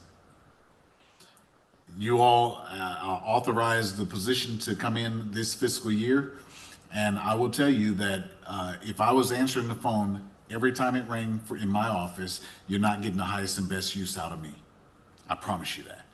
And with the tasks, even from today, the team knows how saturated I am and how hard it was to get to me today. If I took every person that came to my door, I would not have made the advancements on the things I owe the gentleman over on the far right. So highest and best use versus how else would my time have been spent by you? Any input you think you might be able to add to that? This is Roderick Barnes in the community who has marketing information about such items. Where might you see efficiencies come that would be return on investment, if you will? Right. First, just using an analogy, if you're driving a go-kart, you don't need a dashboard. That's overkill for a go-kart. You don't have a lot of traffic. There's not a lot at stake. You're driving a car because of the speed, because of what you could face in the way of a loss or danger. No one wants to drive a car without a dashboard. I want to know how fast I'm going. And I may know the math to derive it on my own. I said, oh, just give me a sheet of paper. I was a physics major. I'll figure out how fast I was going. You don't have time for that, right? I need to know right now how fast I'm going so that as I drive my car, I can make a decision. Do I need to slow down? Do I need to pull over? Do I need to get gas? That's what a dashboard does. Dashboards are passive intelligence. You have to go to the dashboard to figure out what's going on. The return on investment is that you're not bringing together a team of people, collecting all kinds of information so that you can derive something about what has already taken place. And you ask a very good question, is it static? It can be real time. You can pull the information real time in your car to know exactly how hot it is or how fast you're going. And the same way you publish a dashboard for your city, whether it's economic development, finances, public safety, you can gather it and give you a snapshot of this is what happened last week or this is what happened. But you can pull it real time using SQL from the database. I can tell you this is the incidents that happened in the past 5 minutes. You wouldn't make that public facing. But as the organization gets larger, it would be illegal to fly a plane without a dashboard, right? And so it's got a lot of instrumentation because of what's at stake. I want to know my exact altitude. I want to know where my fuel is. And so as our great council is leading the city, a dashboard really is kind of a necessity. And the truth is you already have one. You have various reports with metrics, but the amount of time it takes to put it all together, it's nowhere near real time. It would be like flying a plane and then someone handing you the altitude information after you landed. You're finding out everything in retrospect. So active business intelligence, the return on investment, and you already said it, Councilman Caraway. With my kid, I want to know where they are now. If they get within a certain boundary, I want to know right then. You can statistically detect an emergent trend. I see something statistically, it's not an opinion, it's not how I feel. We're trending up or we're trending down, whether it's finances, incidents, something is beginning to happen. So you move away from passive business intelligence because you can't sit and watch your dashboard all day long. You got things to do. You can tell it, if this happens, come to me. I want you to come and notify me what's going on. Now you're really looking at return on investment. It's 4 a.m. in the morning. You may not have found out until morning or until the police chief called, but you could be notified. And then as you already heard from the city administrator, you have active business intelligence augmented by AI, where it begins to make a recommendation. You can't correlate as a human being beyond a certain amount of information. I have a degree in BI, and looking at a table of information, no matter how smart you are, there's only so much you can make sense of. After a while, I need a picture. You have to summarize it. You give me too many pictures, I'm back at the same problem. It's too many pictures. I can't make sense of all of this, especially if I have 5 dashboards. Is there a relationship? So the return on investment is when AI begins to say, looking at what's happening with economic development, what's happening with public safety, what's happening in this other area, here's something that you need to know about, and you may want to investigate this. So to be honest, you could do this manually, and you are actually doing it manually today. Y'all had a table of information up there. You had your budget information. How long does it take to do that? I'm asking, I don't know. How long does it take to produce that? 10 minutes. 10 minutes. Take some amount of time. And I noticed there were a few charts on it. None of them were interactive, right? They were all static pictures. Right, yeah. You could not click on any chart and see the underlying detail for that chart. Whether you're using Tableau or Power BI, they all do that. And so that's something you should expect. What's going on here? I need a diagnostic. I want to click on this slice from the pie chart. I want to click on this bar to see why there's so many incidents in this zone. And then I want to see the underlying data. The return on investment is that you are being informed and you're able to make a decision rather than spending a lot of time collating data and turning it in after the fact. Okay, thank you very much. This might be an awkward question, but I'm going to ask it anyway. Mr. Barnes? Yes, sir. Did you develop this? Is this you? Because I heard your name, but what's your connection to this?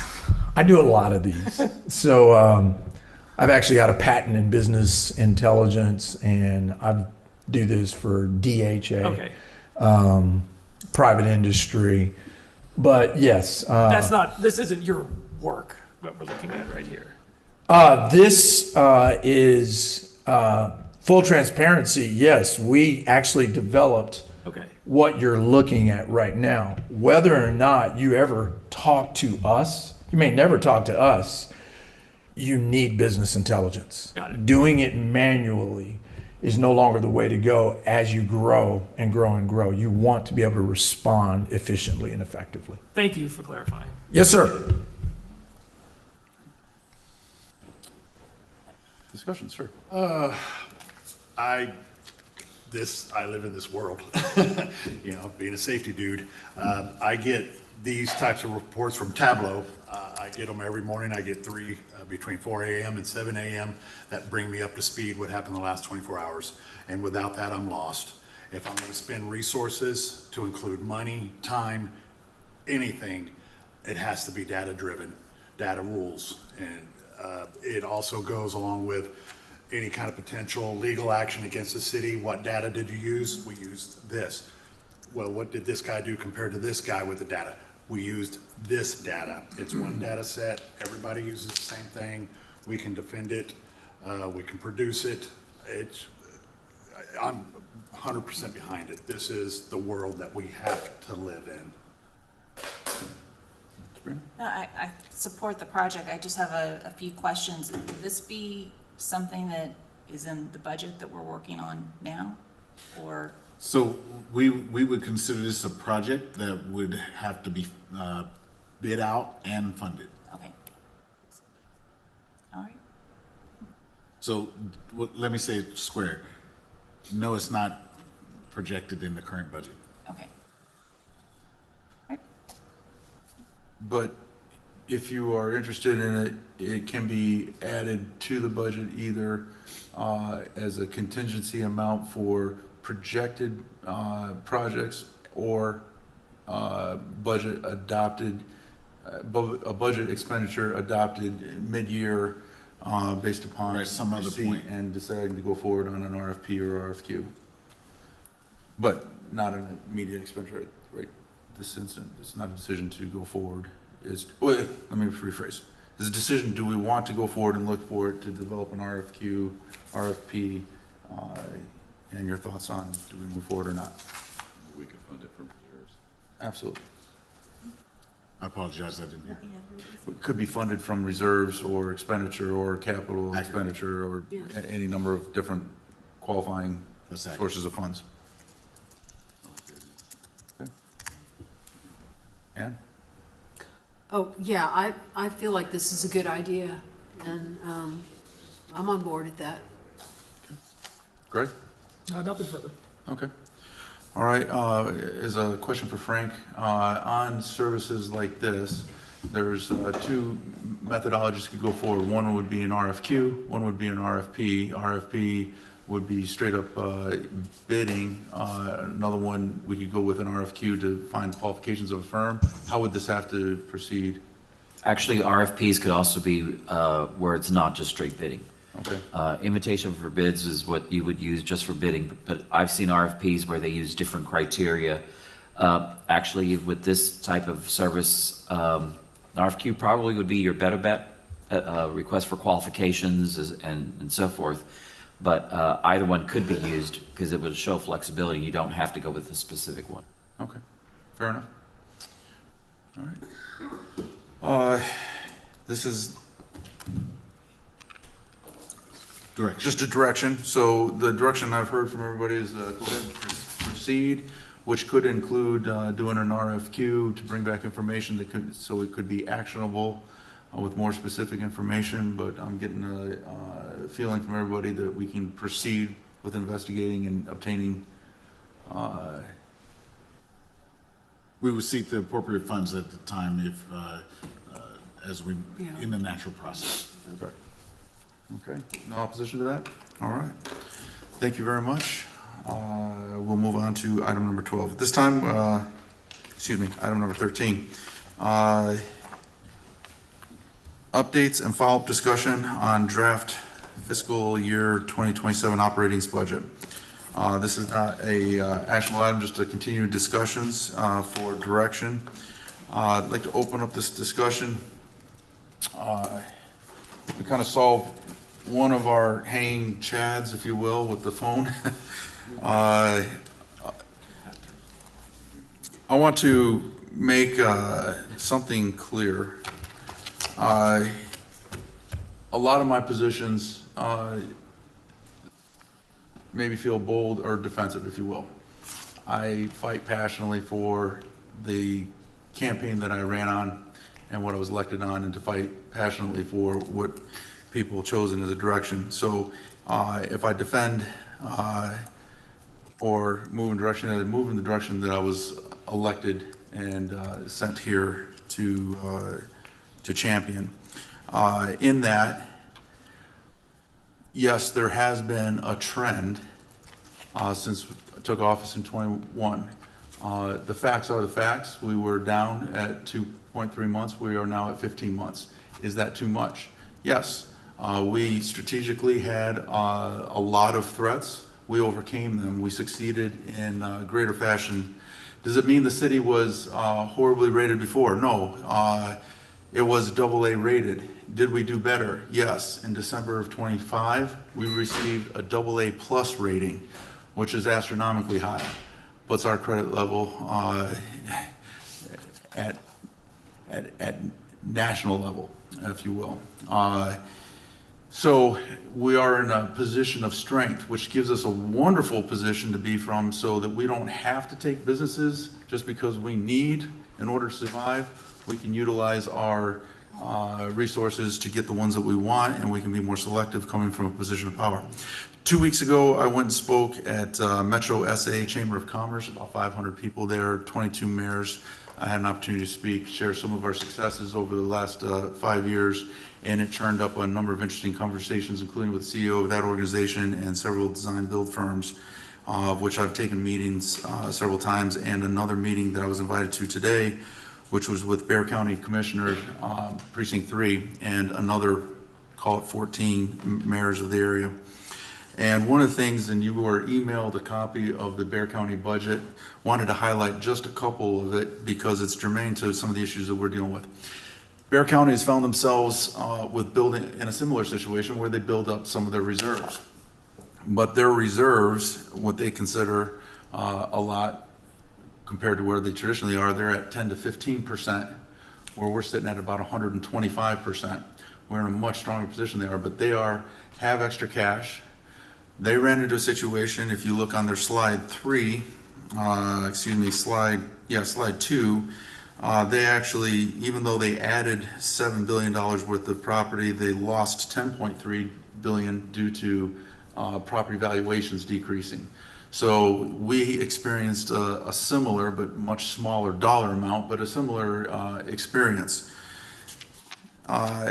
What they did is they took a hard look at all the expenditures and took out and pushed off things that weren't necessarily mission critical.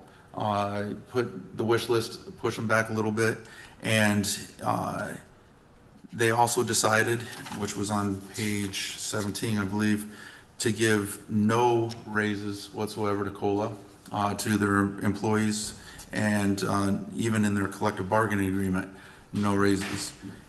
And they highlight that from 2019 till now, over a 7-year period, they had a cumulative 23% in raises. I bring this up because Councilmember Michelle had brought up a question before, hey, what do we look at if we're doing in the process of employee salary evaluations? You know, federal is 2.8%. Do we stick 2.8% now and maybe do an adjustment later? I just wanted to give you a comparison of where we were to Bear County. Bear County is given 23% over 7 years, We, counting this 4% that we're considering now, will be 30% in 5 years. So we are giving considerably higher raises than what Bear County is. Additionally, they're looking at 0 for this year. Even with 0, they're going to be expending more money than they're bringing in, and which would indicate that they have the ability, if you look at slide 5, that they have a no new revenue tax of 30.9 cents and a voter approval all the way up to 38.6. Last year's was 0.29999, 29.99, and they're going to keep the tax rate the same.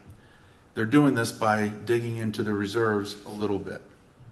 And the reasoning that the commissioner gave as a detailed explanation in this morning's breakfast with mayors was that, first of all, and take a look at expenditures, what really needs to be done, because with the ARPA money, there was a lot of, let's do this program, let's do this program. Well, now they're in a post-ARPA area, and all of a sudden we have to take a look at, is this expenditure really needed?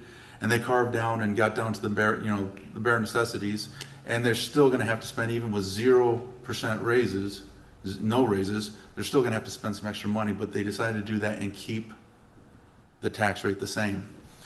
I say this because I believe that we're in an environment, well, in the last meeting we talked about, can we give raises? Yes, we can. We're looking at 4% raises in this current iteration. And if we increase we usually spend $200,000 to $300,000 in capital expenditure. We're looking at 500% to 600% increase in capital expenditures based upon last meetings. And we take a look, nobody's really kind of asked about some of the questions on that. One item in there was a $400,000 for generator. And all it was said was that some systems would not be online in the case of power outage. So power outages don't happen that often, but when they do, they're usually just for a few minutes, 20 minutes or less, and when those happen, the vast majority of them are in the evening. One of the systems that down is air conditioning in the jail cell. Well, we're not allowed to have anybody in our jail cell for longer than 8 hours. We don't usually have very many at all to begin with, and it's not that we're neglected the system.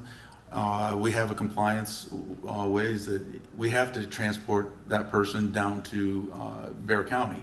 So we would, if we lost and there was electricity out for more than 20 minutes and it was getting warm, we can just transport the prisoner, an hour earlier as opposed to an hour later.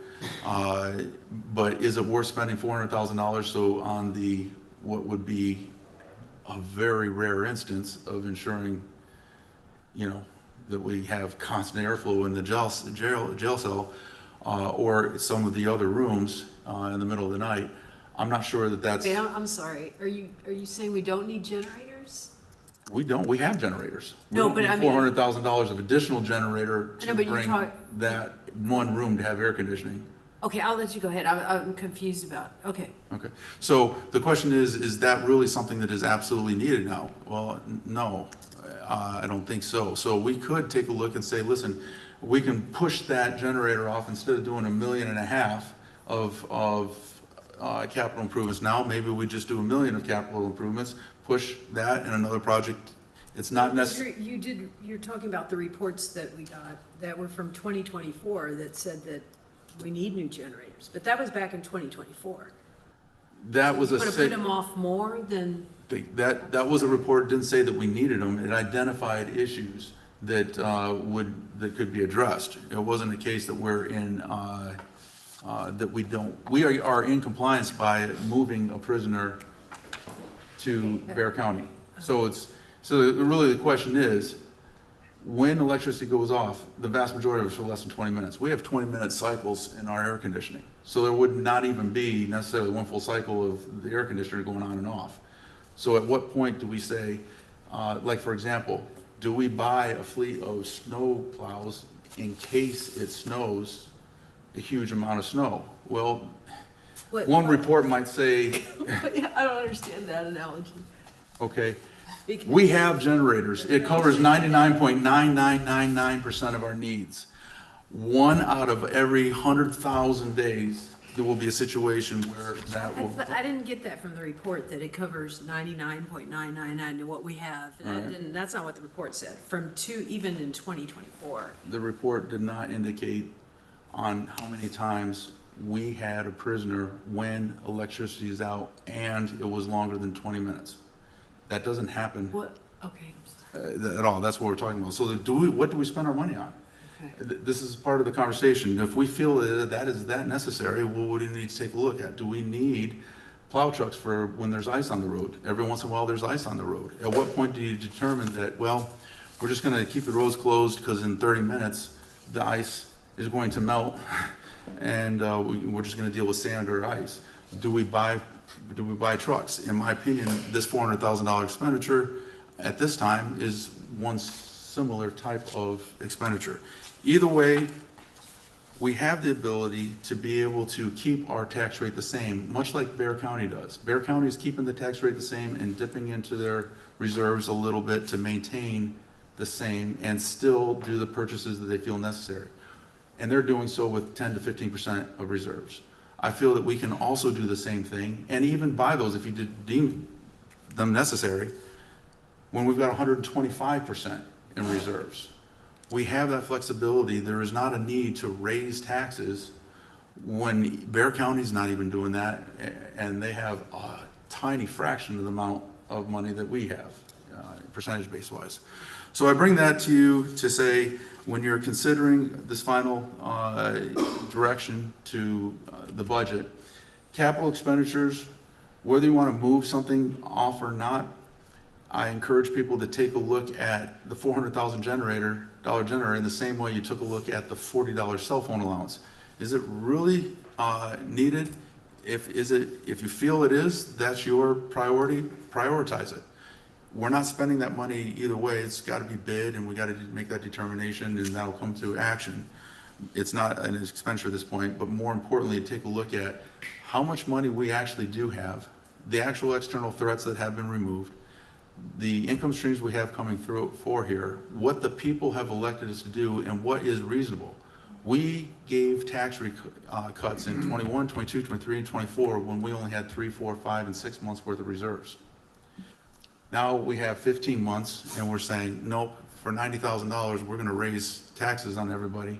And I'm saying that it's such a small amount, and even Bear County is doing it with 10 to 15%, we got 125%. So my item for you to consider is that even though in previously you voted for a raise to 31.61, if you will, and we can always come down because that was better than necessarily voting and raising it, we have the ability to be able to proceed without raising taxes, which I think would be beneficial for our people. It's a minimal amount. It's be about $90,000 out of savings, which amounts to 3 days. So we would go from 15 months worth of reserves to 14 months and 27 days worth of reserves. And as you've heard, a lot of people say, we really should be around 9 or 7 or 6 months. This allows us to be able to say, hey, we kept the tax rate the same, we took a little bit out of savings here, and still we're able to give 4% raises when Bear County was doing 0. We were still able to give 30% raises over 6 years, while they were given 23% over 2 more years, longer period of time, and still do the capital improvement budgets, but we can still serve the needs of the people. And so with that, I'll turn the discussion over to Mayor Pro Tem.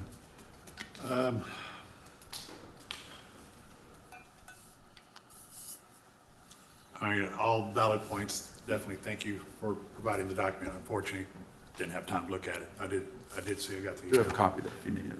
Thank you. But taking care of our people is utmost importance. Yeah, Bear County didn't give their people a raise, but here we go back to wage surveys and everything else. What were they making compared to our people? We know the city staff was behind. I mean, and we want to keep the high quality that we have. Bear County probably has a revolving door of people. You know, we, as far as I know, do not have that and don't want that. So I like to try to take care of what we do have and keep these folks on board. The generator, the police department needs a generator. If we're entrusted in taking somebody into custody and restraining their freedoms, we have to do everything to keep them comfortable and treat them humanely. There's no ifs, ands, or buts around that. Transporting them to the hospital, okay, let's take our to the jail downtown. Let's do that. Oh no, we got a car wreck. We got a family disturbance. Now that person's sitting in an unconditioned room, jailed, and that's just unacceptable. Period. I'll never say that the jail cell does not need a backup generator. It just, no. I wouldn't want to be on the hook for it, and I wouldn't want the city on the hook for it. And I definitely wouldn't want our police department on the hook for keeping people in an air-conditioned jail cell that we put them in, and when we took their freedom for whatever reason was. No, I like what we did last meeting. I still go with the 3161. It's a very minor bump. In my communication, I do get out in the community. I do talk to other people, social clubs, social events. Yes, I have not gone to 1,000 doors, and I probably won't go to 1,000 doors, definitely this budget cycle. But from what I feel and what I hear, most folks that in my circle aren't really opposed to it. Everybody has their circle that they deal with, but my circle says, no, it's not that bad. We're going to take care of the people. We're in a lot of the comments that have been put out there of, well, we're spending, we're taxing and spending. But nobody really said what we were spending the money on. Police cars, some police equipment, fire doors. I'd hate for the fire department to get in fire truck, push the garage doors, and they don't open. Meanwhile, my house is on fire, my spouse is on the floor with a heart attack, and they're having to figure out a way to get the fire truck or the ambulance out of the bay. It seems like what we did here with a lot of the tax and spend, the spend is for things that are needed. We're taking care of the infrastructure, we're taking care of the professional staff, we're taking care of equipment for the professionals out there. I don't think it's too bad of a thing that we kind of lean towards last city council meeting. Okay.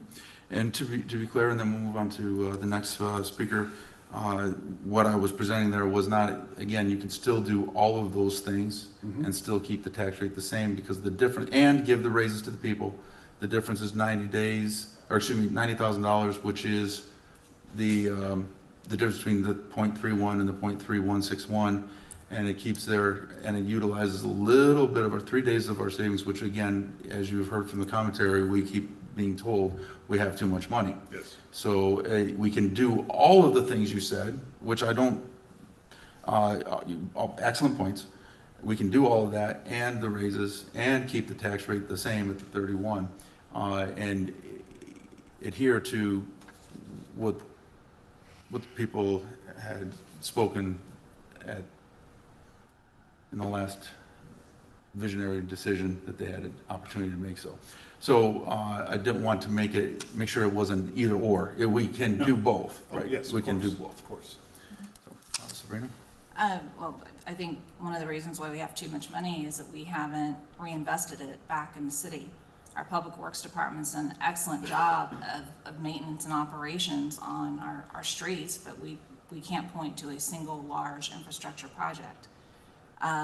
As far as the last meeting, the direction that I thought we gave to the city administrator and our finance director, I'm sorry, it's late, that we would just continue going forward with all the items that were listed on this slide. And then when I saw this presentation, it looks like some of the items have been deferred as far out as 2029 that were originally in the line, in the column for fiscal year 27, particularly these generators. So there were 2 studies done in the Helotes Fire Department and the Police Department. It was an independent resiliency assessment, and it identified very specific needs that affect our 2 most critical 24/7 public safety facilities. The reports recommended solutions, which was to replace the generators. And the existing generators aren't being just discarded. They would be repurposed to this building, and I believe the Public Works building, that aren't occupied 24/7. So if these independent studies identified the needs at both the fire department and the police department, recommended a specific solution, the funds are available, and the existing generators can be repurposed to other buildings, what is the specific operational or financial basis for not proceeding with the project in fiscal year 27? And by the way, because we have these reports that go back to 2024 and identified very specific deficiencies, if something goes wrong in either one of those buildings, I'm looking over at the lawyers. Exactly. I don't think we want to create any further risk for the city. All right. Thank you for your comments. And to be clear, all our mission critical services are covered by existing working generators. But, and to your point, absolutely, we can do these expenditures. Yes, we have built up these reserves and we can spend those. And we can do all of that and still keep the same tax rate. It's not dependent upon that little bit, and it does allow us to be able to continue to service the needs of our citizens. And the financial reason behind that would be to maintain as opposed to increase when we don't need to increase. But we'll carry on. Dave? I've thought about this quite a bit after the last meeting and talked to several of my neighbors. And within about 3 days, I regretted my vote for the not using our reserve funds for the pay increase, and instead doing a tax increase. So at this point, I don't support the tax increase. We've got all this money that we need to do something with, and we're not always going to be spending this huge amount on capital expenditures. We need to do something with it, and I think putting it towards salaries is a great way to do it, and not doing the pay increase. I'm sorry, the tax increase. All right.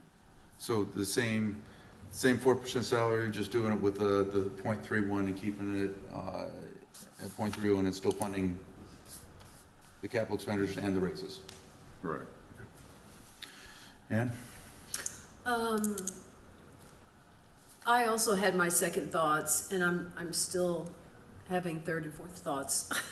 So I haven't really decided completely on that yet about the 90,000. And I think mainly because it is a small amount. But I definitely have a problem with us removing those generators. I mean, especially after the reports I read. And I kind of feel like I almost missed it that they were removed because, you know, we've seen so many slides, and I have to trust that the slides I've seen are staying in place.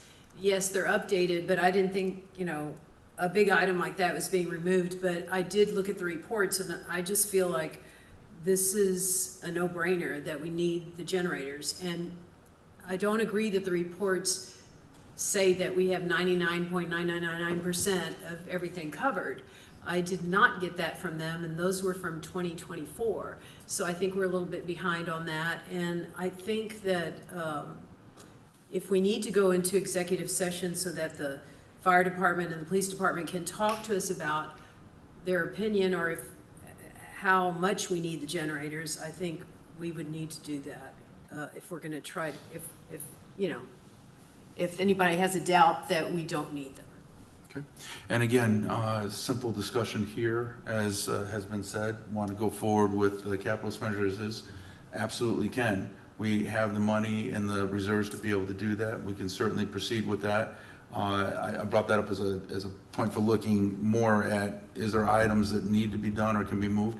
We want to do them all now. That's great. They're out of the way. We won't have that expenditure next year or the year after. Yeah, they're We're only just doing going it to now. be more expensive. Right. So there's no problem with that. Really more the point is on the $90,000 so that we can keep the tax rate the same, which is not for bragging rights, but more for commitment like Bear County is doing. Hey, listen, we understand, you know, interest rates are higher, people are having to squeeze, people are eating less at restaurants because, well, and we're seeing a couple of them close. So do we have the opportunity that it's not disruptive to our financial flow at all? We're talking 3 days of reserves with a 15-month there. We can do that and do all the expenditures we're talking about.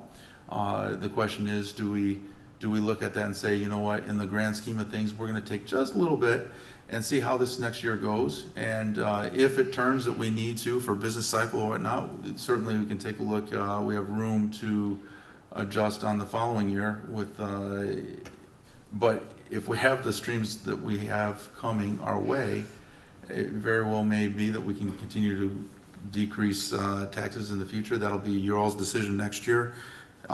This year is just taking a look at that $90,000 is just a tiny little bit amount, and we have the savings for it. So the discussion really isn't so much about the capital. We can keep the capital the same. We've already got enough voices that have said that. So we're really looking at the 0.31 or the 0.3161. Greg? Appreciate the tenacity that you bring to your argument. I really do. I do appreciate that, honestly. I still think that the 3161 is the correct and better direction for our community to go, to continue to provide the type of exceptional services that our residents expect and that we want to continue to deliver to them. And that this type of tax increase, which is under 2%, 1.87, 1.97, I think is not unreasonable. I don't take it lightly that we're talking about adjusting upward a tax rate. As it was discussed last time, it's a modest amount, but it is still an upward amount, and I'm cognizant of that. If you recall, we heard from Commissioner Moody, and it's in fact in the budget that you circulated today, the proposal that I had a chance to glance at. In 2008, you have to go back to then to look at a similar type of economic environment, budget environment.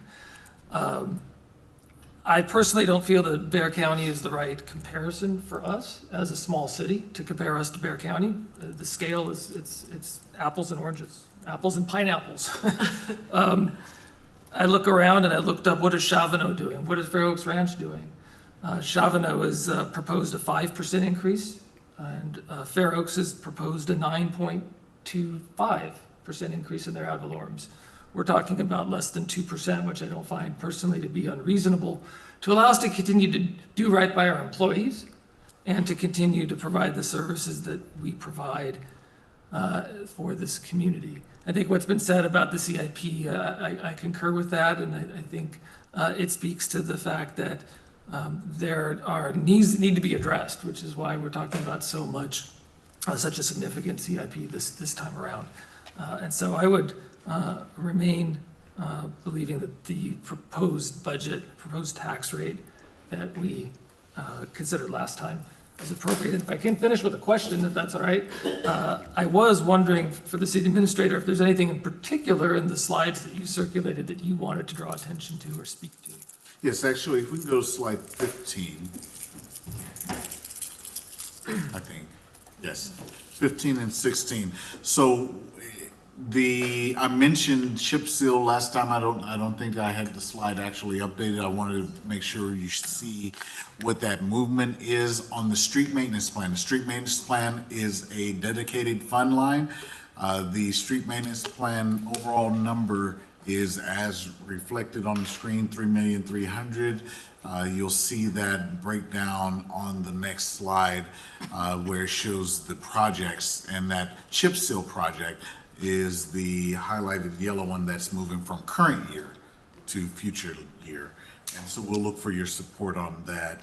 The next slide that we'll go to is the one that you have already been talking about, and those three highlighted yellow items are movement items. I think I understand your comments on tonight. I just wanted to bring your attention to the City Hall improvements of $30,000 that was approved, but we're not able to get it accomplished in this fiscal year.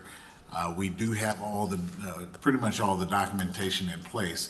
It won't be invoiced during this fiscal year.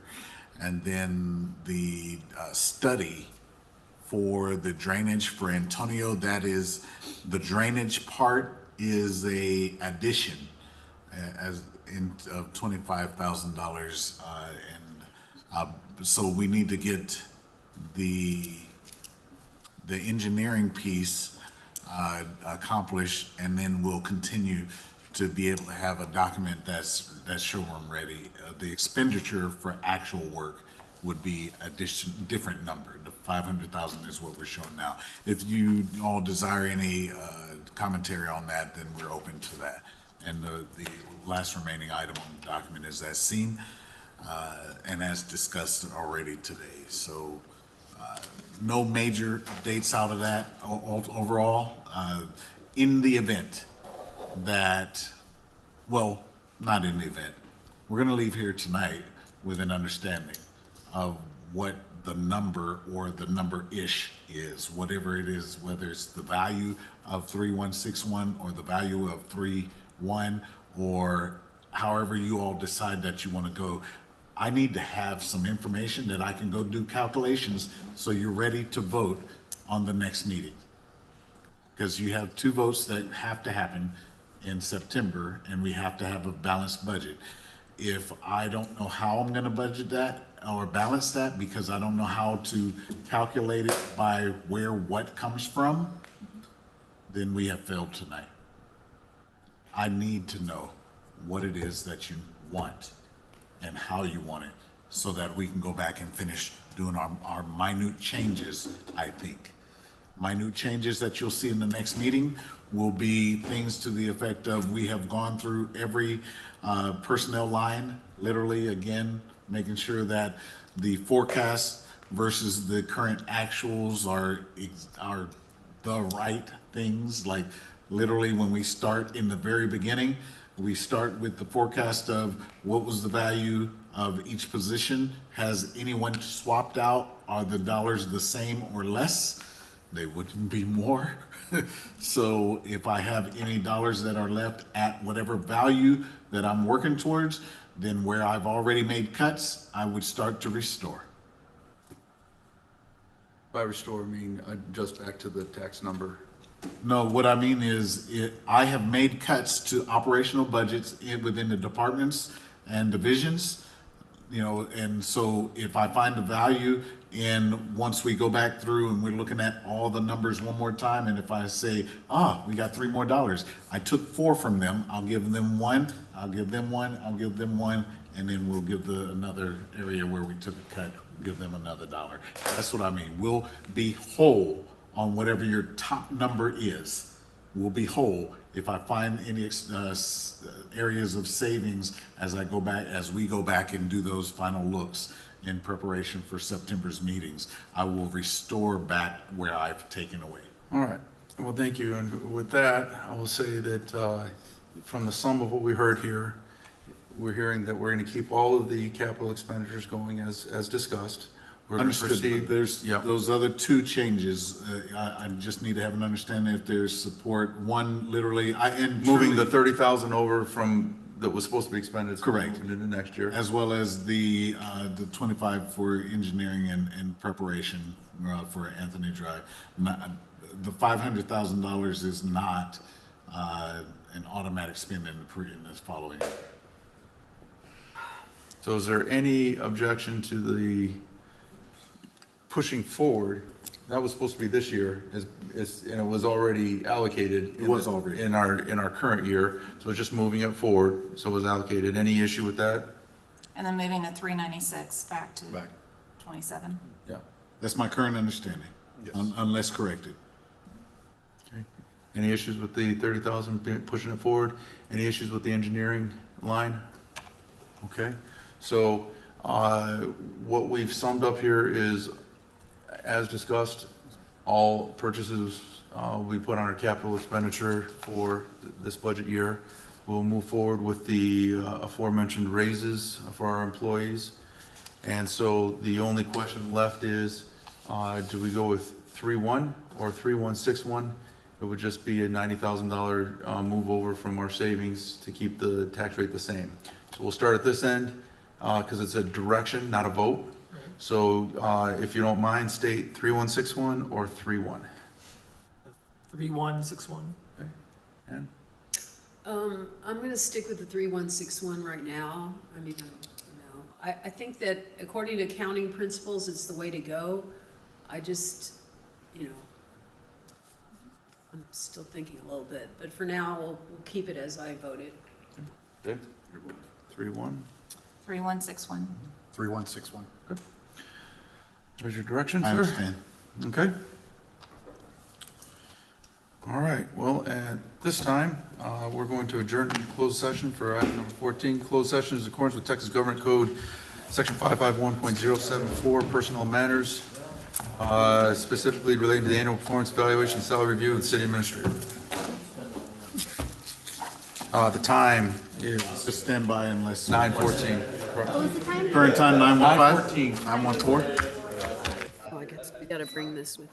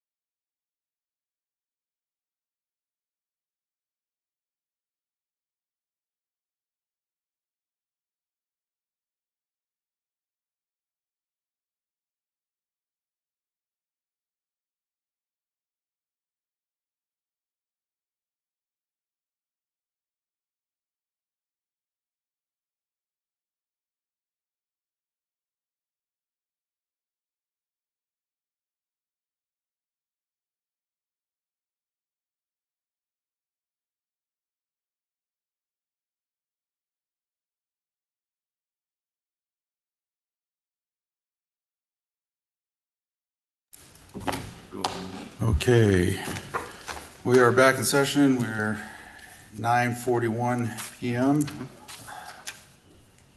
No decisions were made. We are now back in session, looking for a motion and a second for item number 15. I'll make a motion, Mr. Mayor. Okay? I'll second. Well, you got Oh, it. sorry, guys. I'll third it. Ladies and gentlemen. Is that a blank check?